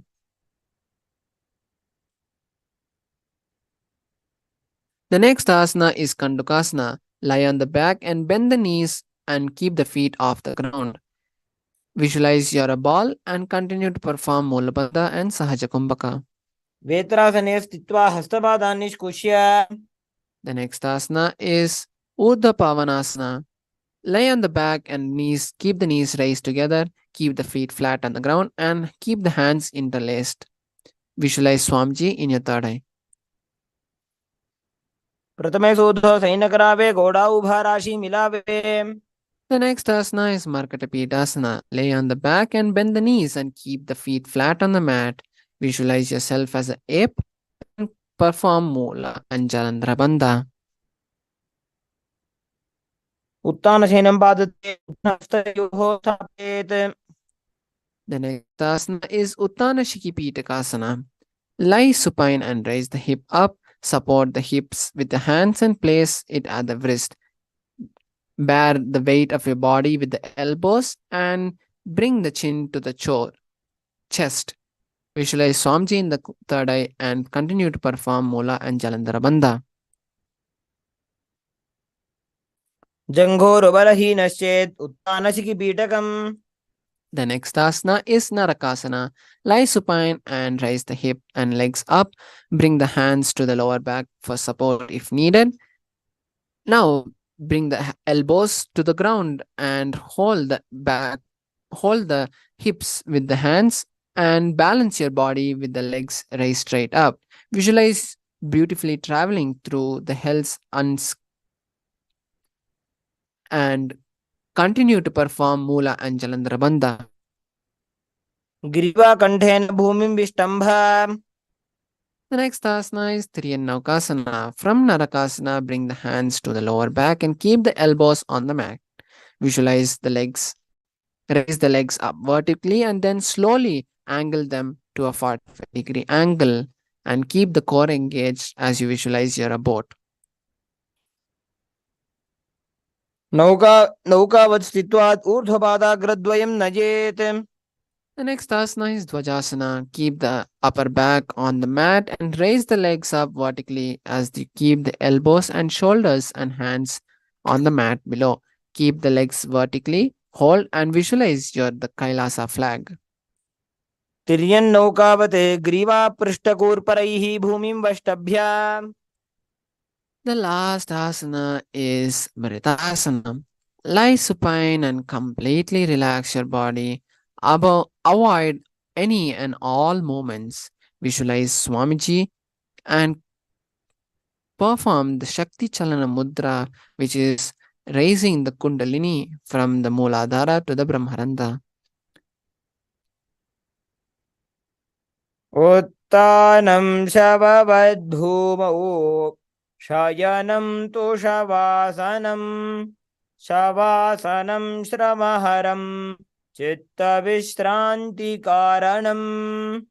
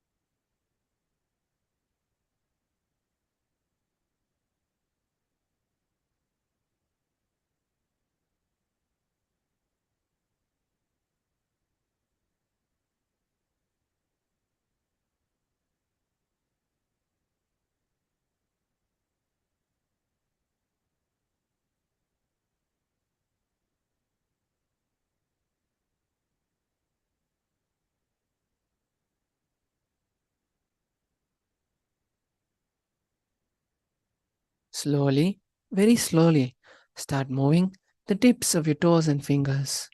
Then start moving your legs and hands. And slowly bend your knees and turn to the right side. And slowly get up and be in a seated position. Avoid talking and just continue to experience the space of the deep energy and oneness that you have achieved through this intense and beautiful process of the Dvitiya Vinyasa Krama. Let's all give a beautiful round of applause to ourselves for manifesting this whole sequence of Dvitiya Vinyasa Krama. And now let's bring our space to the awareness and let us now finish and end with the Purna Mantra. Om Purnamadah Purnamidam Purnat Purnamudachyate Purnasya Purnamadaya Purnamevavashishyate Om Shanti Shanti Shanti Hari Om Tat Sat Sarvam Bhagavat Shri Nithyananda Paramashiva Padukarpanamastu Om Nithyanandam. We request all the participants to continue being seated, as after the yoga, it is the best and best time to manifest the Shaktis and powers of yoga. So be seated and continue to be in the space of oneness with Paramashiva as you prepare yourself to manifest the powers and Shaktis of Paramashiva. Thank you, Nithyanandam.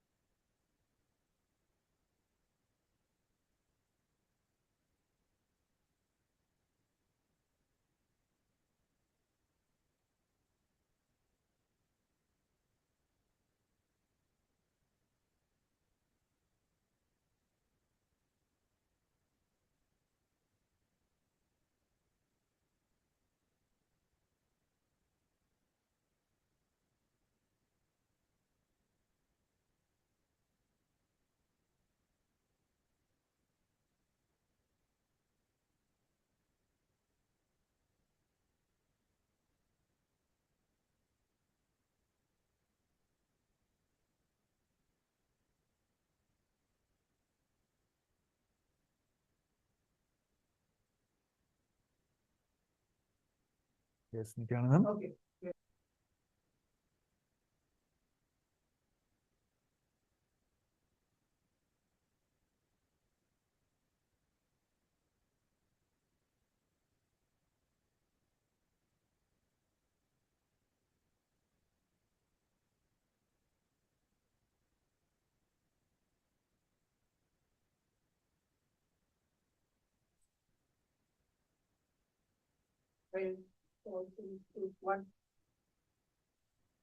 Nithyanandam Paramasukadam Kevalam Jnanamurtim Dvandvadidam Gagana Sadrisham Tattvamashyadilaksham Egam Nityam Vimalamachalam Sarvadi Shakshibhudam Bhavadidam Trigunaragidam Sadgurum Tam Namami. Yes, Nithyanandam everyone. Welcome you all back to yet another day of Paramashivam level 2. So level 3 season 2. Yes, I think it's a wonderful yoga segment. So let's quickly get ready for the power manifestation segment now. It's going to be intense 21 minutes power manifestations. We're going to start the first round now. We are possibly manifesting the power of third eye. So I'll be having a couple of pictures we're projecting on you on your screen. So yes, it starts now. Please put your eye bands.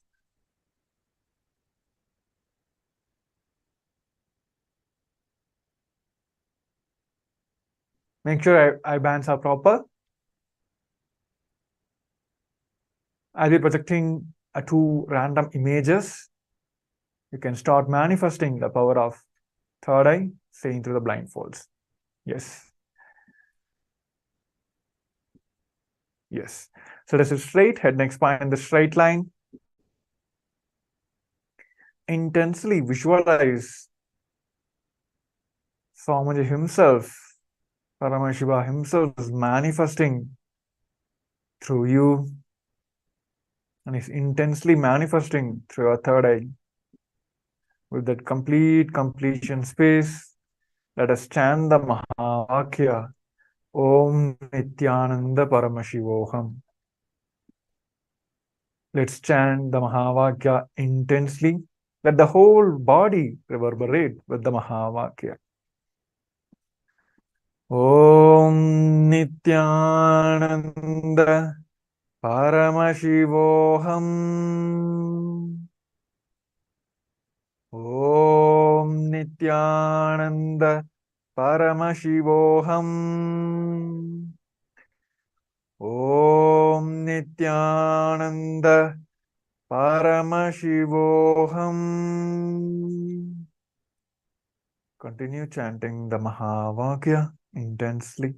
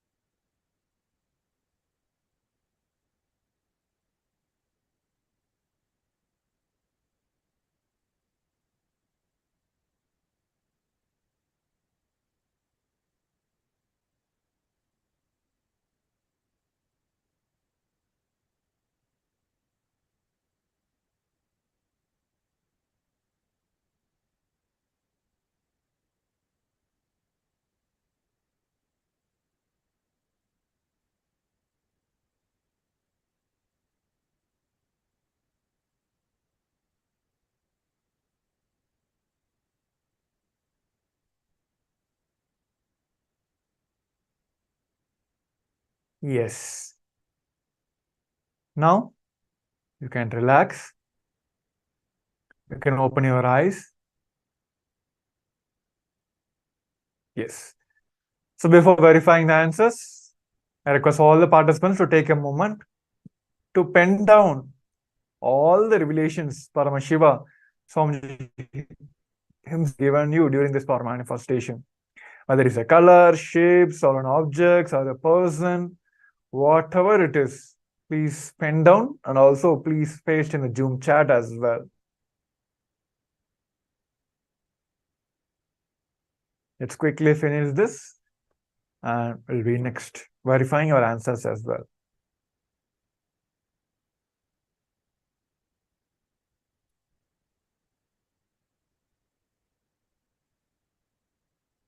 Yes. Now let us verify your answers now. So it is the Sanskrit Om, which is basically a liner with a red glowing Om, which was projected, and also the temple Gopuram. These are two images which was projected during this power manifestation. If any of you able to manifest or seen or you heard the sound Om, whatever it may be, please post that as well. Share in the Zoom chat also. So yes. So with this, let us move on to the second round.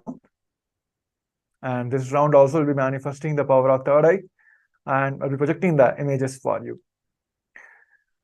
So to sit straight, the next spine in the straight line. Put your eye bands back. Make sure it is completely tight. No lights are penetrating inside that.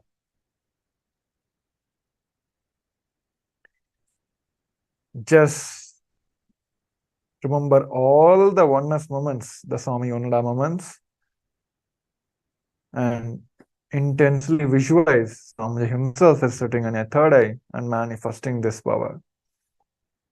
With that powerful space, let us chant the Mahavakya, Om Nithyananda Paramashivoham. Om Nithyananda Paramashivoham. Om Nithyananda Paramashivoham. Om Nithyananda Paramashivoham. Let your whole body reverberate with the Mahavakya.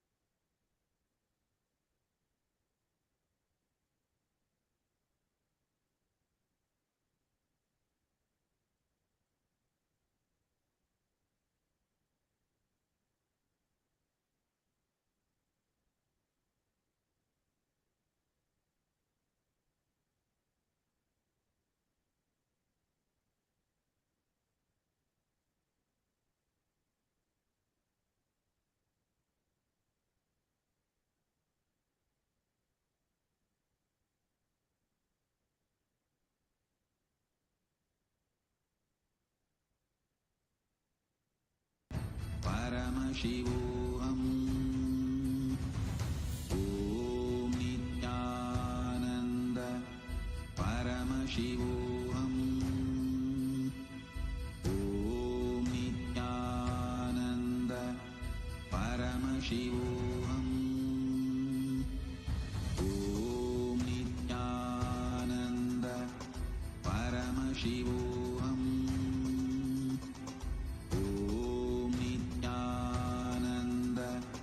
Paramashivoham. Om Nithyananda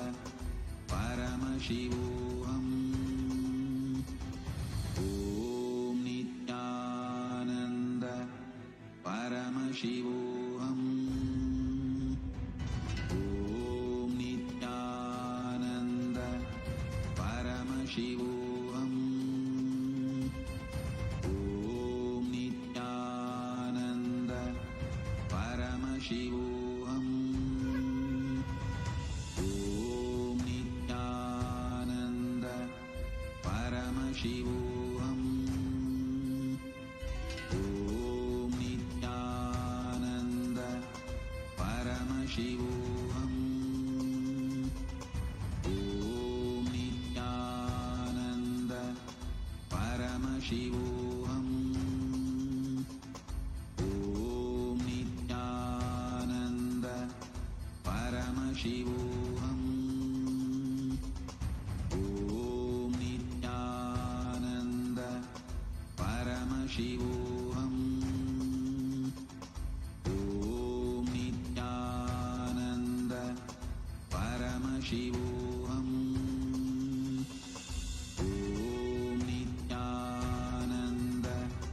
Paramashivoham. Om Nithyananda Paramashivoham. Om Nithyananda Paramashivoham. Om Nithyananda Paramashivoham. Om Nithyananda Paramashivoham. Om Nithyananda Paramashivoham. Yes. Now you can relax now. Paramashivoham. You can slowly Om remove your eye bands and open your eyes. Paramashivoham. Yes. So before verifying the answers, let us take a few moments to pen down what Swamiji have revealed during this power manifestation, what you are able to see through a third eye during this power manifestation. So let's quickly pen down, and also please do post in the Zoom chat as well.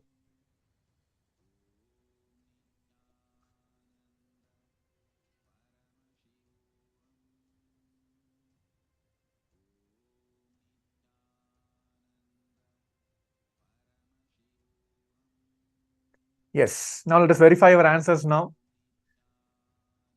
It is the picture of Lord Venkateshwara and Krishna. Both of them were projected during this power manifestation for you. And it has so much of flower garlands.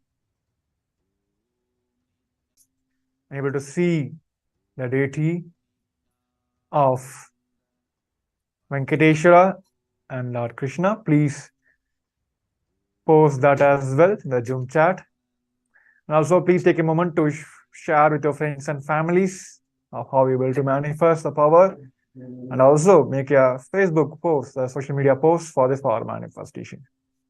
So with this, we come to the end of this segment and moving on to the next segment of the today's Paramashivam level 3 after a short break.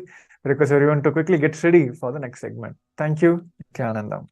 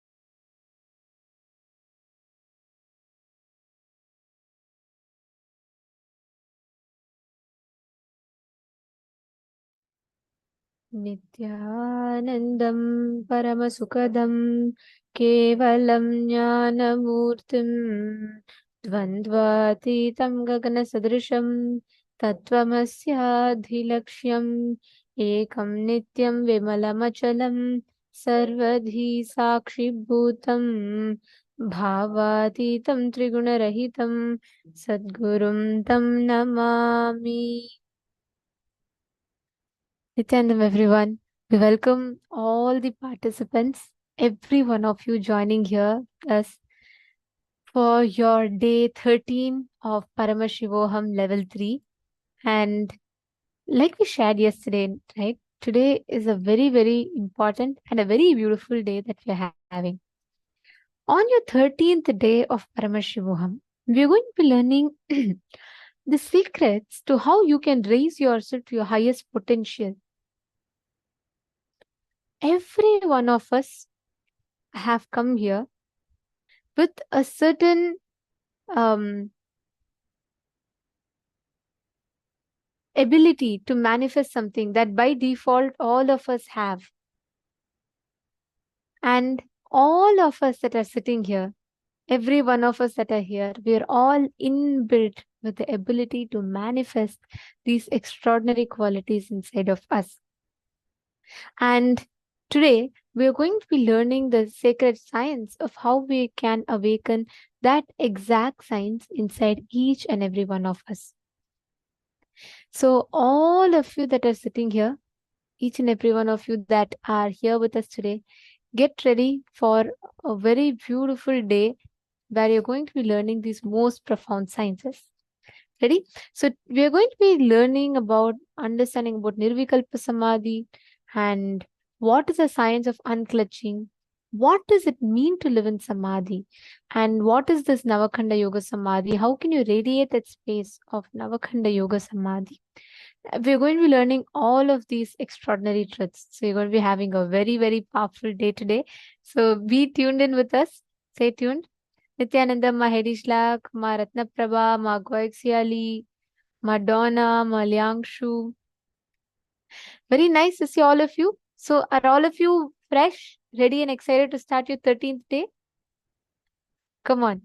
Can I request everyone to post in the chat? Yes. Okay, that's a big yes. All right. And I also have a request. I request all the participants to please make sure that you are in the camera as much as possible. Please be on the camera and make sure that you are interacting with us, asking your questions, doubts, everything. Feel free to share it with us.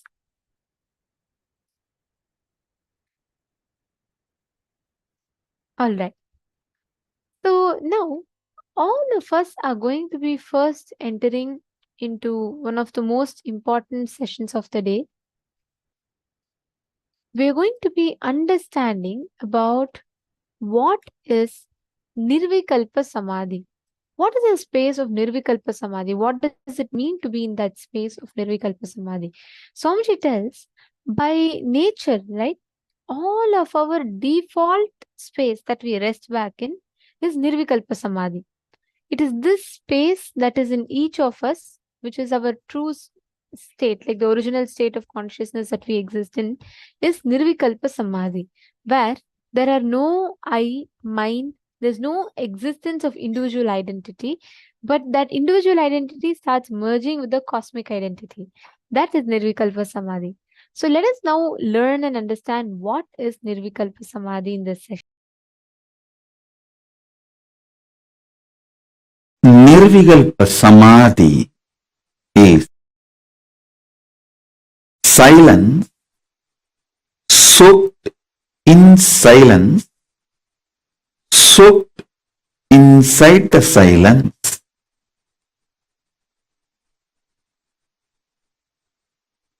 Shanti, soaked inside the Shanti, soaked inside the Shanti. Listen. I'll repeat. Nirvikalpa Samadhi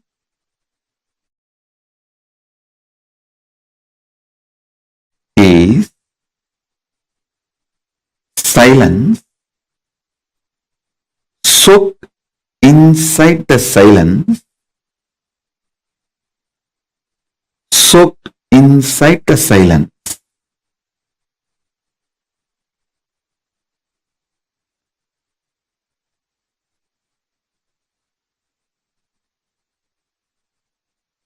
Contemplate on it.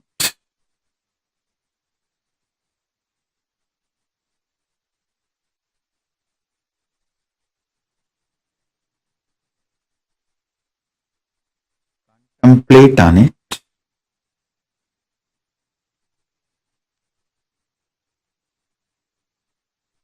I'll initiate all of you into Nirvikalpa Samadhi as a living experience today.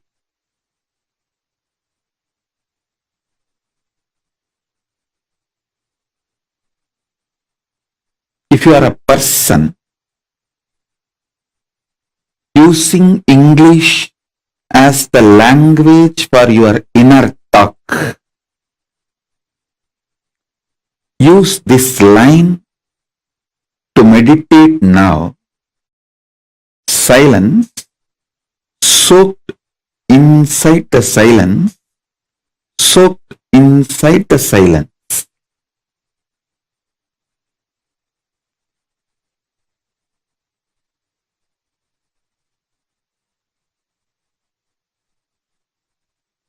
Understand? I'm going to fill you with intense, ferocious, powerful, living silence, not dead silence. Living silence.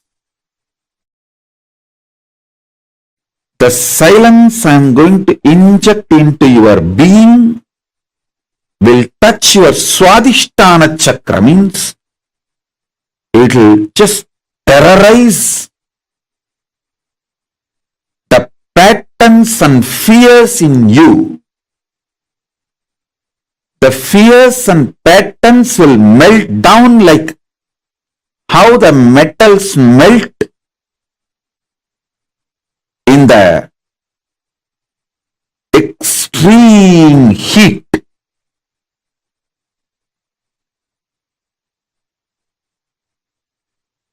In that absolute heat, how the metal melts, same way all your patterns will melt. So it is not dead silence. So listen carefully. It is not dead silence. It's a living silence. I'll initiate you into this living silence. So you are liberated from the patterns. I tell you, freeing yourself from the fear gives you the power to negotiate in life. Understand? Everything is negotiation in the life. Whether the decision you take, what time to wake up, how to wake up, what to use to brush your teeth, what to use to wash your body, everything is negotiation.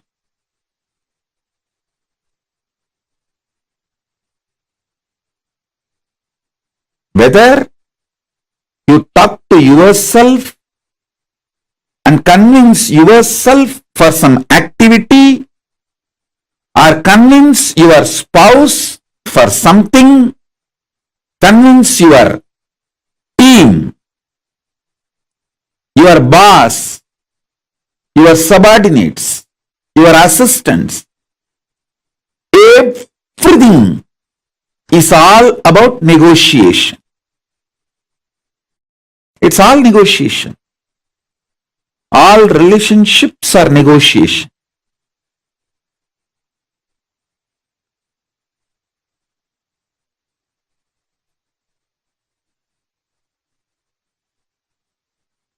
When your fear patterns melts away,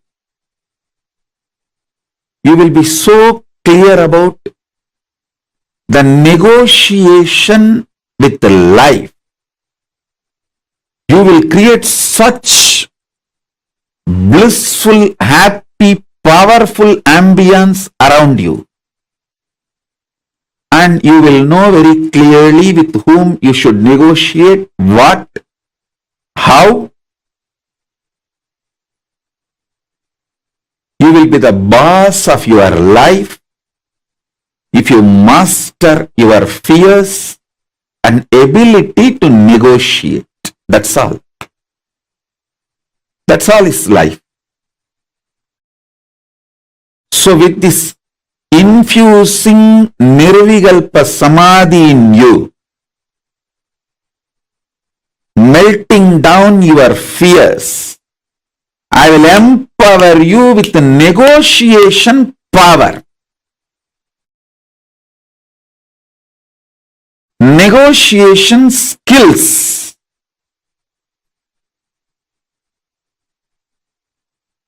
When you start negotiating in life, in business or personal relationships or with yourself, many times,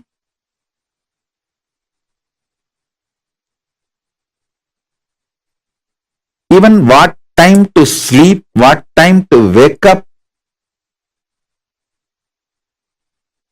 if you learn how to negotiate with yourself, you will be successful in all the lifestyle I am teaching.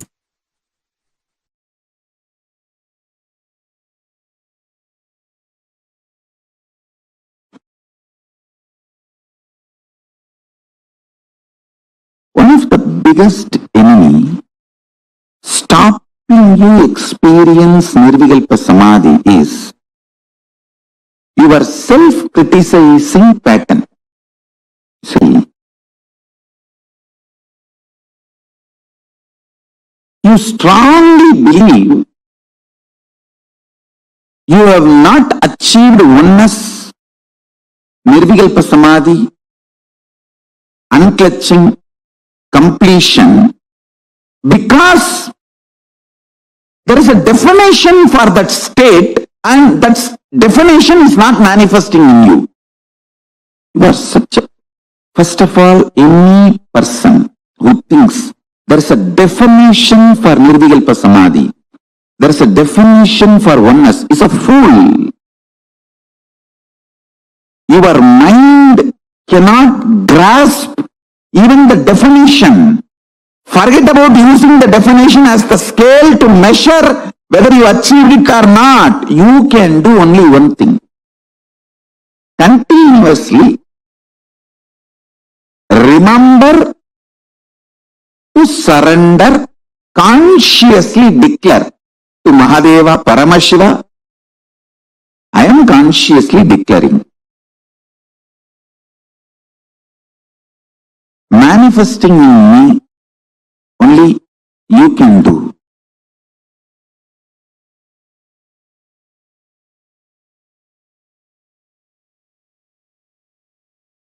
Ramana Maharshi beautifully sings in Aksharamanamala.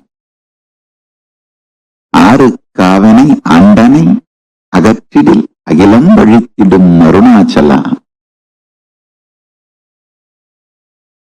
Agambugum Dirthum Nagakkugai Sirayai Amarvitta Dengolo Arunachala. That whole scene is actually in Madhura Baba. One of the wives of Krishna, when she was with the parents but she was in love with Krishna, she doesn't know how to run away from the home and marry Krishna. So somehow she sends message to Krishna that, please take me with you. Then Krishna plans and goes, and as per his plan, he gets her and marries her. This is the exact same mood with which Bhagavan is describing at least the first few verses. This whole scene of Krishna and Krishna's wife that's exactly the thing which happens in life. The Krishna's wife is an individual soul, all of us. Krishna is Paramashiva. We can only declare to Paramashiva, Prabhu, I am here, I want you to be with me and I want to experience oneness with you. How he will manifest in us, only he knows. If you have a scale, how he should manifest in you, and using that scale, if you beat yourself with the self-doubt, self-hatred, self-denial, you put yourself more and more in suicidal arrogance. I tell you, suicidal arrogance is worse than depression. I am not supporting depression. I am only saying it's worse than depression.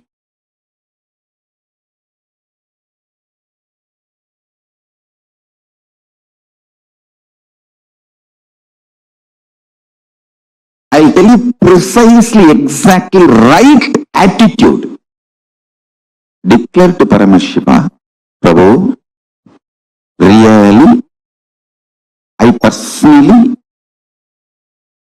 do not know much about the way you exist.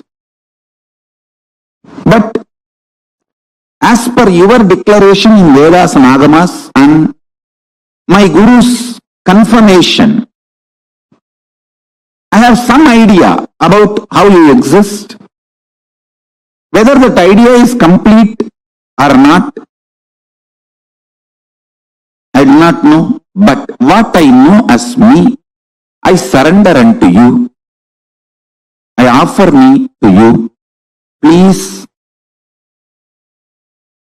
you take away me in you. You radiate. Let you alone exist.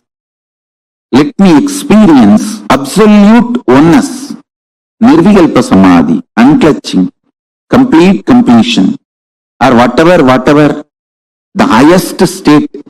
I may not know the name or words to describe. Let me experience that.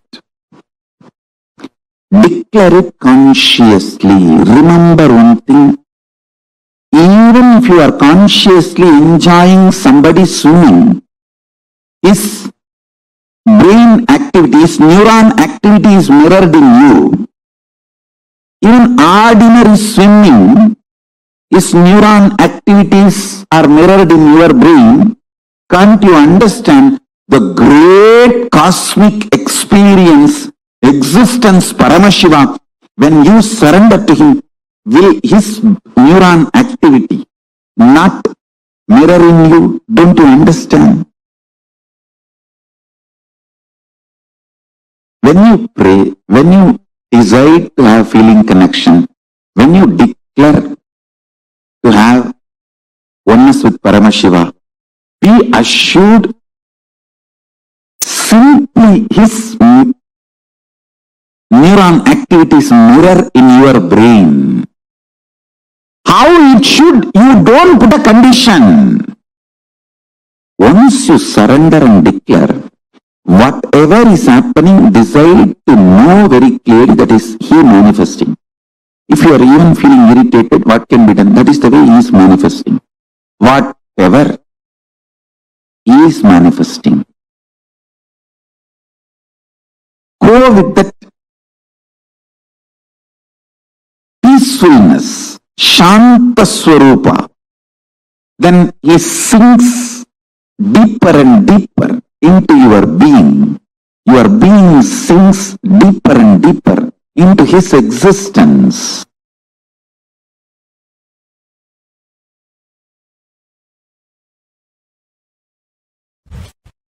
Straight, simple, in one line I can say, source of all knowing, is Nirvikalpa Samadhi. It is too easy to achieve because every breath takes turn touching your Nirvikalpa Samadhi space. Means if you are breathing from Nirvikalpa Samadhi. If that Nirvikalpa Samadhi stops reflecting on your body, it becomes dead. Nirvikalpa Samadhi is a tattva. Only if that is reflecting. For example, if a sun is reflecting on the mirror, only that mirror is lit, alive. If the sun is not reflecting on the mirror due to some reason, the mirror will not be alive, lit. Your body is like a mirror. Only if it is reflecting Nirvikalpa Samadhi for some reason, it is alive. The moment the Nirvikalpa Samadhi stops reflecting, it is dead. So please understand. My mission is to teach the whole world the principal source of knowledge, principles of all the principal knowledge. Understand?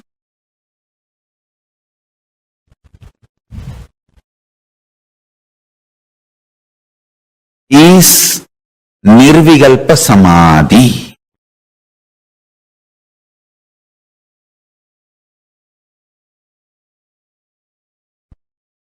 Exist and operate from Paramashanta Swarupa Nirvikalpa Samadhi. So you will understand, even though operating in the binary logic, binary world,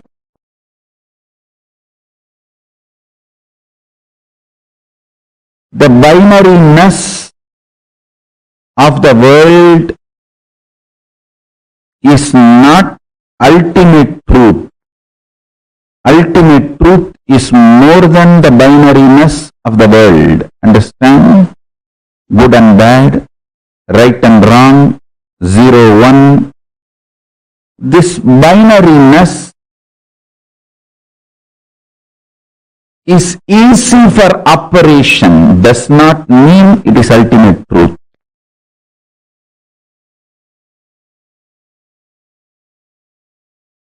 Only the higher science can refute what you know as science. If you operate from the Paramashanta Swarupa, Nirvikalpa Samadhi, you will understand the higher science. So you will know where the regular science which you know as science should be adopted, applied, and where it is inadequate. Listen to these three truths today Paramashiva is revealing. First, more and more operating from Nirvikalpa Samadhi will make you realize binary system with which this whole world is operating. Whatever you call as science, logic, rational, good, bad, right, wrong, everything, almost everything you know below the sun and above the sun is binary. Whatever human mind can conceive, consume, conceptualize, cognize, everything is binary. Good, bad, right, wrong, 0, 1, there or not, it's all binary. Even your third possibility is mixture of this binary. Existence of binary and denial of binary and mixture of binary only forms even your third, fourth, fifth component and cognition. To understand, operating from Nirvikalpa Samadhi will make you understand binary is easy way for coexistence but not ultimate truth. You should know how to coexist beautifully, easily, sweetly, happily, and you should know the ultimate truth. That is the uniqueness of your existence. People who learn only how to coexist happily may have power over the human society. Power over the human society is not always the truth of the existence.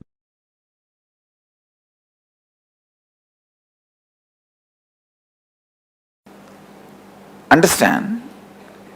Perpetual completion means ability to sit in the completion continuously without tiredness, boredom, without any incompletion able to move you. Without tiredness, boredom, without any incompletion able to move you. It is like a sit. Whenever incompletions comes up, relive and drop the incompletion. Again, just sit. The space of completion. It will almost look like the initial level, the person who has a diarrhea, how he runs to the restroom and comes back. And in next 5 minutes again he runs to the restroom and comes back. Again he runs to the restroom and comes back. In the initial it will look like that only. But in few minutes it will settle down. It may look like a wrong analogy. You can sit with open eyes or closed eyes. But you can't engage yourself in unconscious slumber, means sleeping. You can't engage yourself in just getting lost in the flow of thoughts. No. You only sit in the space of complete completion. I'm going to be here continuously encouraging you and guiding you. Listen. Listen to the instruction. You don't need to keep your eyes closed or eyes open. It's up to you. You want to keep your eyes open, keep it open. If you want to keep your eyes closed, keep it closed. It's up to you. But no thought current inside. You will sit in the space of completion. Any thought comes up is an incompletion. Then see the source. Why that thought? Feeling agitated, feeling irritated, feeling tired, feeling bored. Why that thought? See the source. When you started developing the same thought trend, relive, complete, relieve, come back to completion. How many of you understand the process? Shall we start? Yes. It will not be difficult, I tell you. Very easy it will be. Only first 10 thought you have to do completion, and then after that it is just a simple decision, you will be in the space of completion. That is all. Permanent pain is nothing but every individual separate thoughts continuously coming. There is no permanent, continuous. Broken leg, I have had a hand fracture. Every thought of pain is continuous, not permanent. You can look in what mind says pain, from where that thought trend of pain is developing, how I am developing, look in. When you started developing, just see that thought trend and complete, relive. You will see it disappears. So thought will crash the thought and you will be thoughtless. Understand? Completion is also one thought which completes the incompletion. You will be in the space of completion. I tell you, You can complete even with the life incidences happening. For example, if you are continuously abused, decide I am completing with this pattern. You will see suddenly you will stop attracting the people who are abusing you. Your life incidents can be completed. What you are talking about, small pains.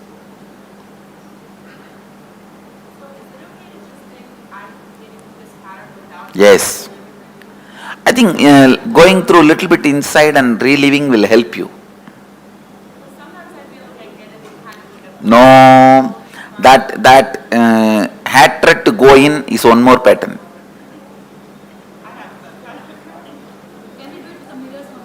Yes, you can use anything you want. Just come back to completion. That's all. You can. Everything in this session I am trying to teach you is completion. Is your simple decision.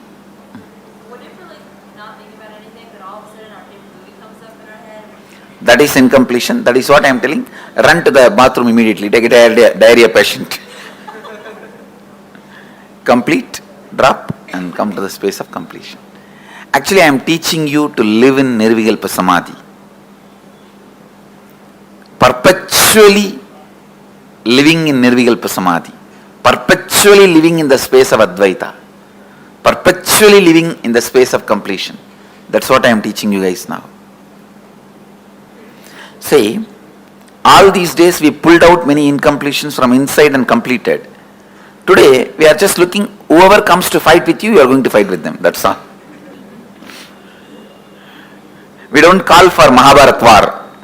Whoever comes on the way to fight with you, finish them. No, every thought is a powerlessness.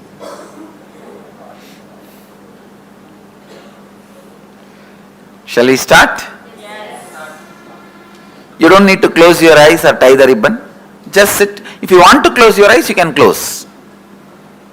If you want, you can pick up your mirror. Let's start. I bless you all to achieve complete completion.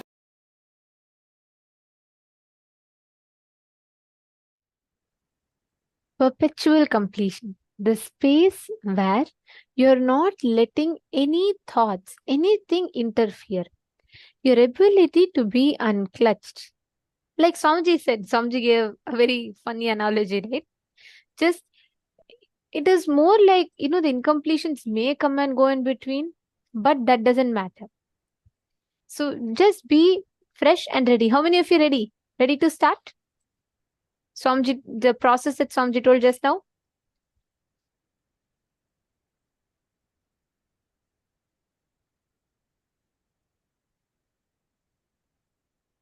Ready? Yes, fresh and ready. Madonna is saying, okay. Ma Goixiali is ready. Great.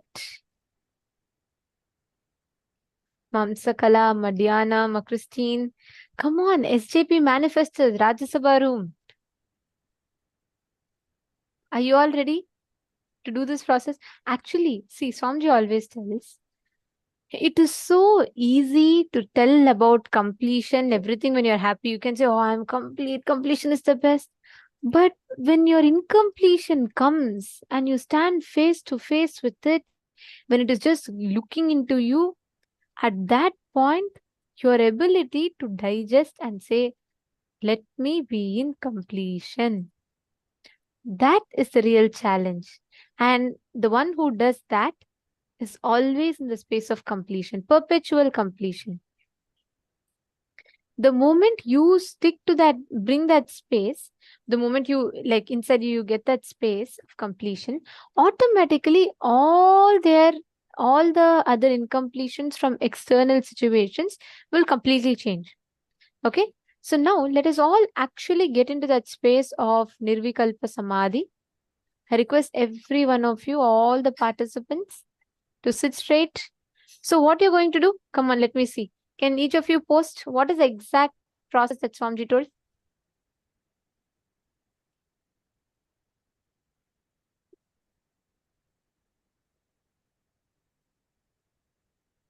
Now everyone is like, oh my God, I have to remember the exact process. No, even whatever you understood as a process is fine.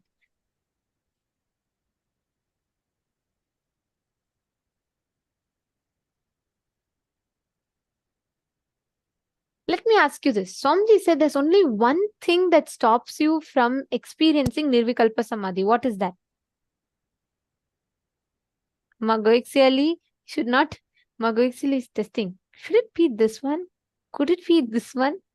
What is the exact process that Swamiji gave? Come on.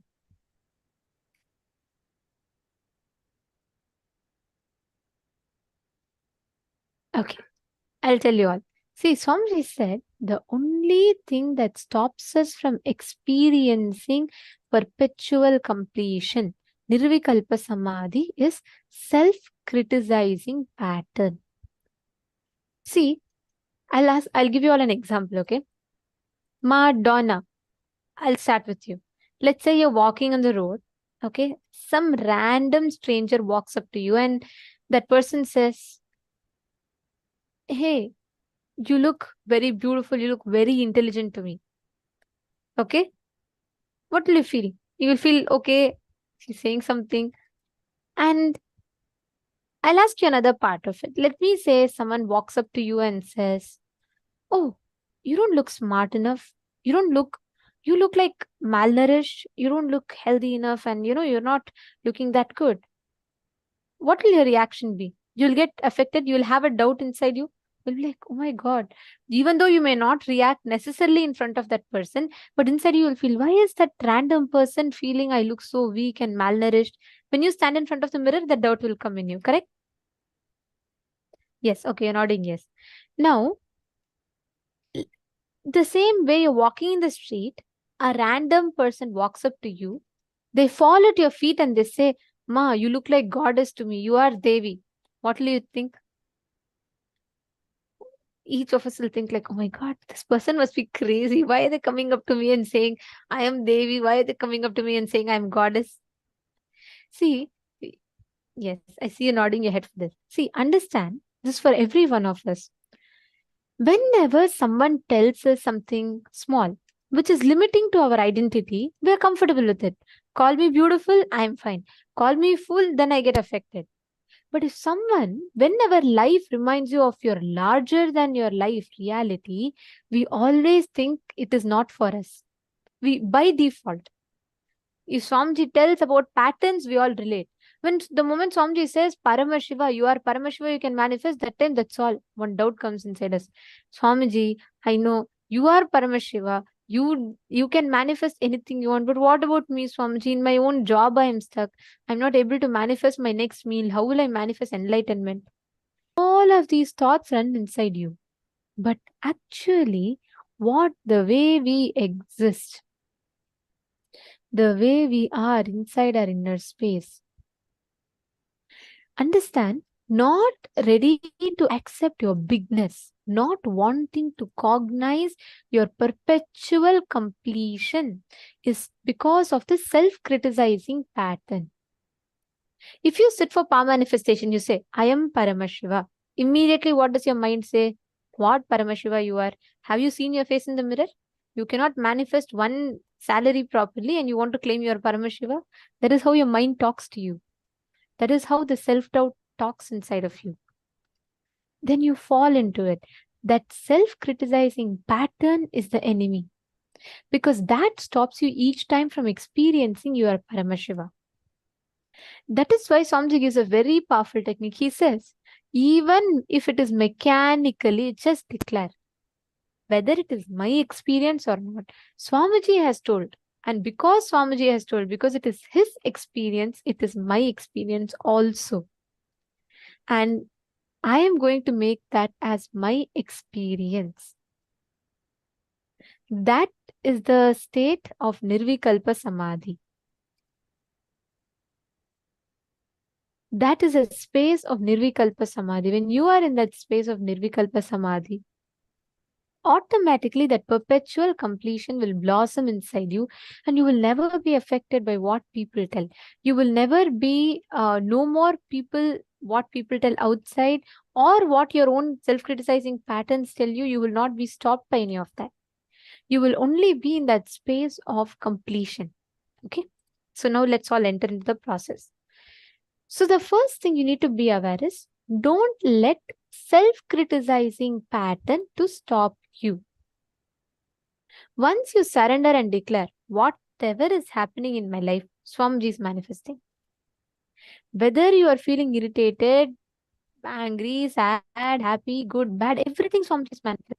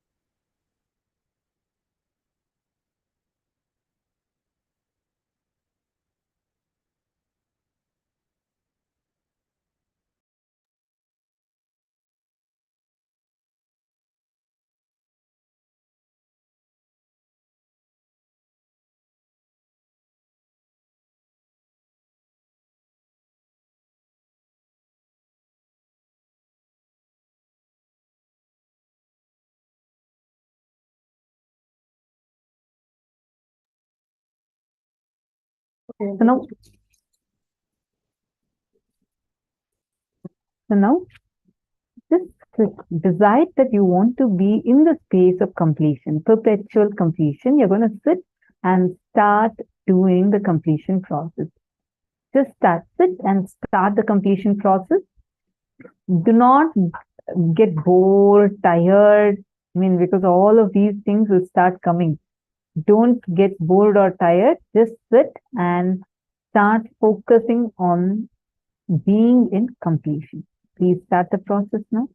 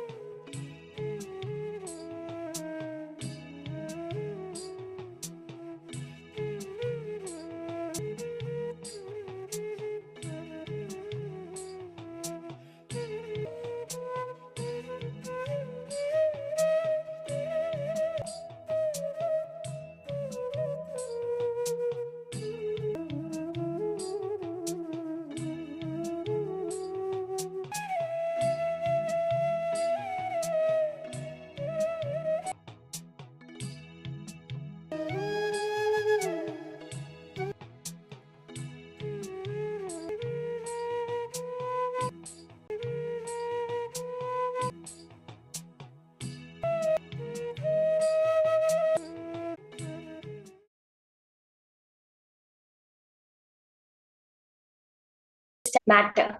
It is like any life. So it's important to understand the science behind how Karanatmajaha, manas of attaining whatever is desired, who is well known for Steve Jobs and Mark Zuckerberg had manifested. Ashram goes back, starts Apple. Understand this was way after Neem Karoli Baba had. This is the extreme manifestation that we see of the power.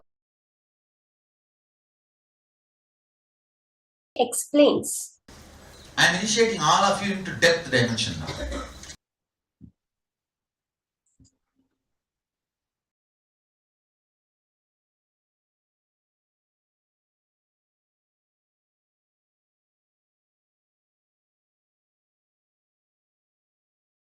Understanding it's the mind that is creating the whole thing happening. The regular reality you're seeing right now is a creation of your own mind. See, for one atom, if it works, it should work for all the atoms. So it's somehow science of manifesting the reality. There are two terms in the Vedas which are mentioned. One is called drishti, and you're creating the world out there. These are terms which are used in the Vedas, in the Upanishads. What this means, the way Swamiji has explained is, see, your thought will happen. If I need to get a gold object here right now, I have to go to the shop and I have to ask them for it. I have to pay a certain amount of money and it has to be procured, it has to be carved, and then I have to pick it up from them and take it back home. So you have this thought process. That is where your mind is established on length, breadth, and depth. But if your mind is established on space, on consciousness, you know that this whole reality around me, what I'm seeing even now, is my projection on the cosmic web. We hear of the Higgs boson, the Higgs field, which gives mass to everything. Without that, there would be no mass in the universe. When you understand that, you understand how that everything is the observer putting it out there on this field. When you understand this, you know it's you creating your reality, and any object you want, you can simply get it. So let's enter into the steps for the power manifestation. Can I request all of you to wipe your hands and completely wipe your hands and show it in the camera? We can all clean our hands completely. You can wash your hands. We're going to be doing the materialization in our palms.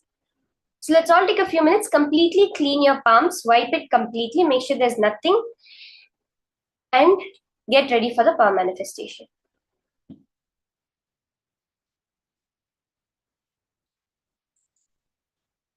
Maharaj, I'm not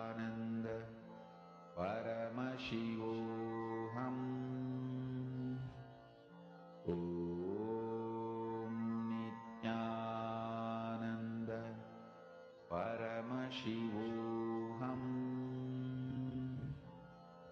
Om Nithyananda Paramashivoham.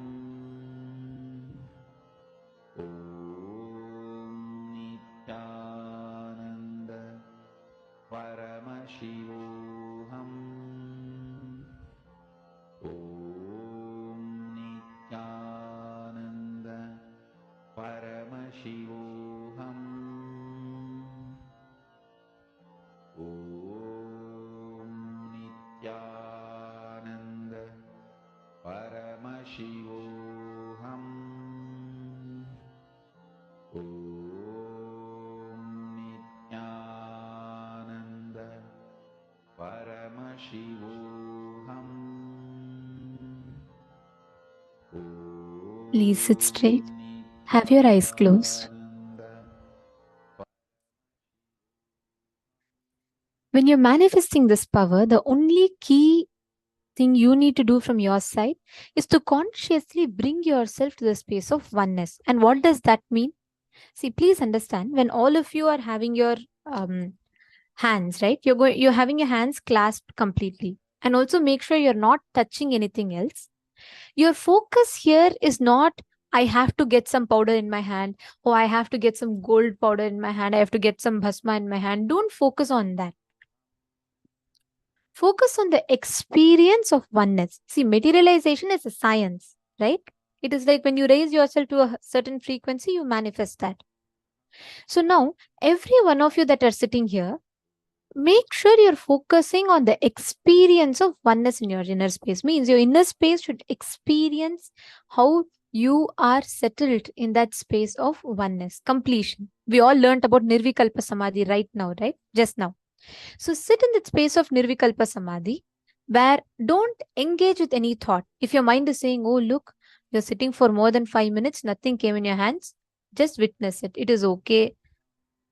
But you focus only on perpetual completion. Nirvikalpa Samadhi, meaning focus only on again and again coming to the space of completion. Ma Yanan Wong, you should not move your hands, okay? Keep them clasped together. You're not going to be moving your hands. Don't touch anything else with your hands. Ma Joyce Leong. And yes, do not touch anything else with your hand till you manifest. Just keep it in one place so that you will actually feel the vibration. You will actually experience your hand is literally vibrating. You will manifest that whole experience. Ma Yushen, Ma Hui. Come on, every one of you sit straight. Continuously chant the Mahavakya that will automatically put you in Nirvikalpa Samadhi. Nithyananda Paramashivoham. Om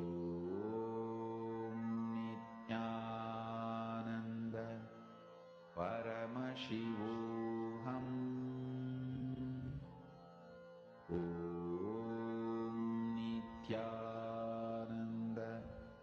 Paramashivoham.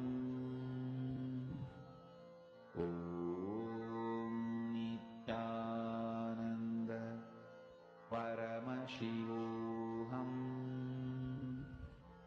Om Nithyananda Paramashivoham.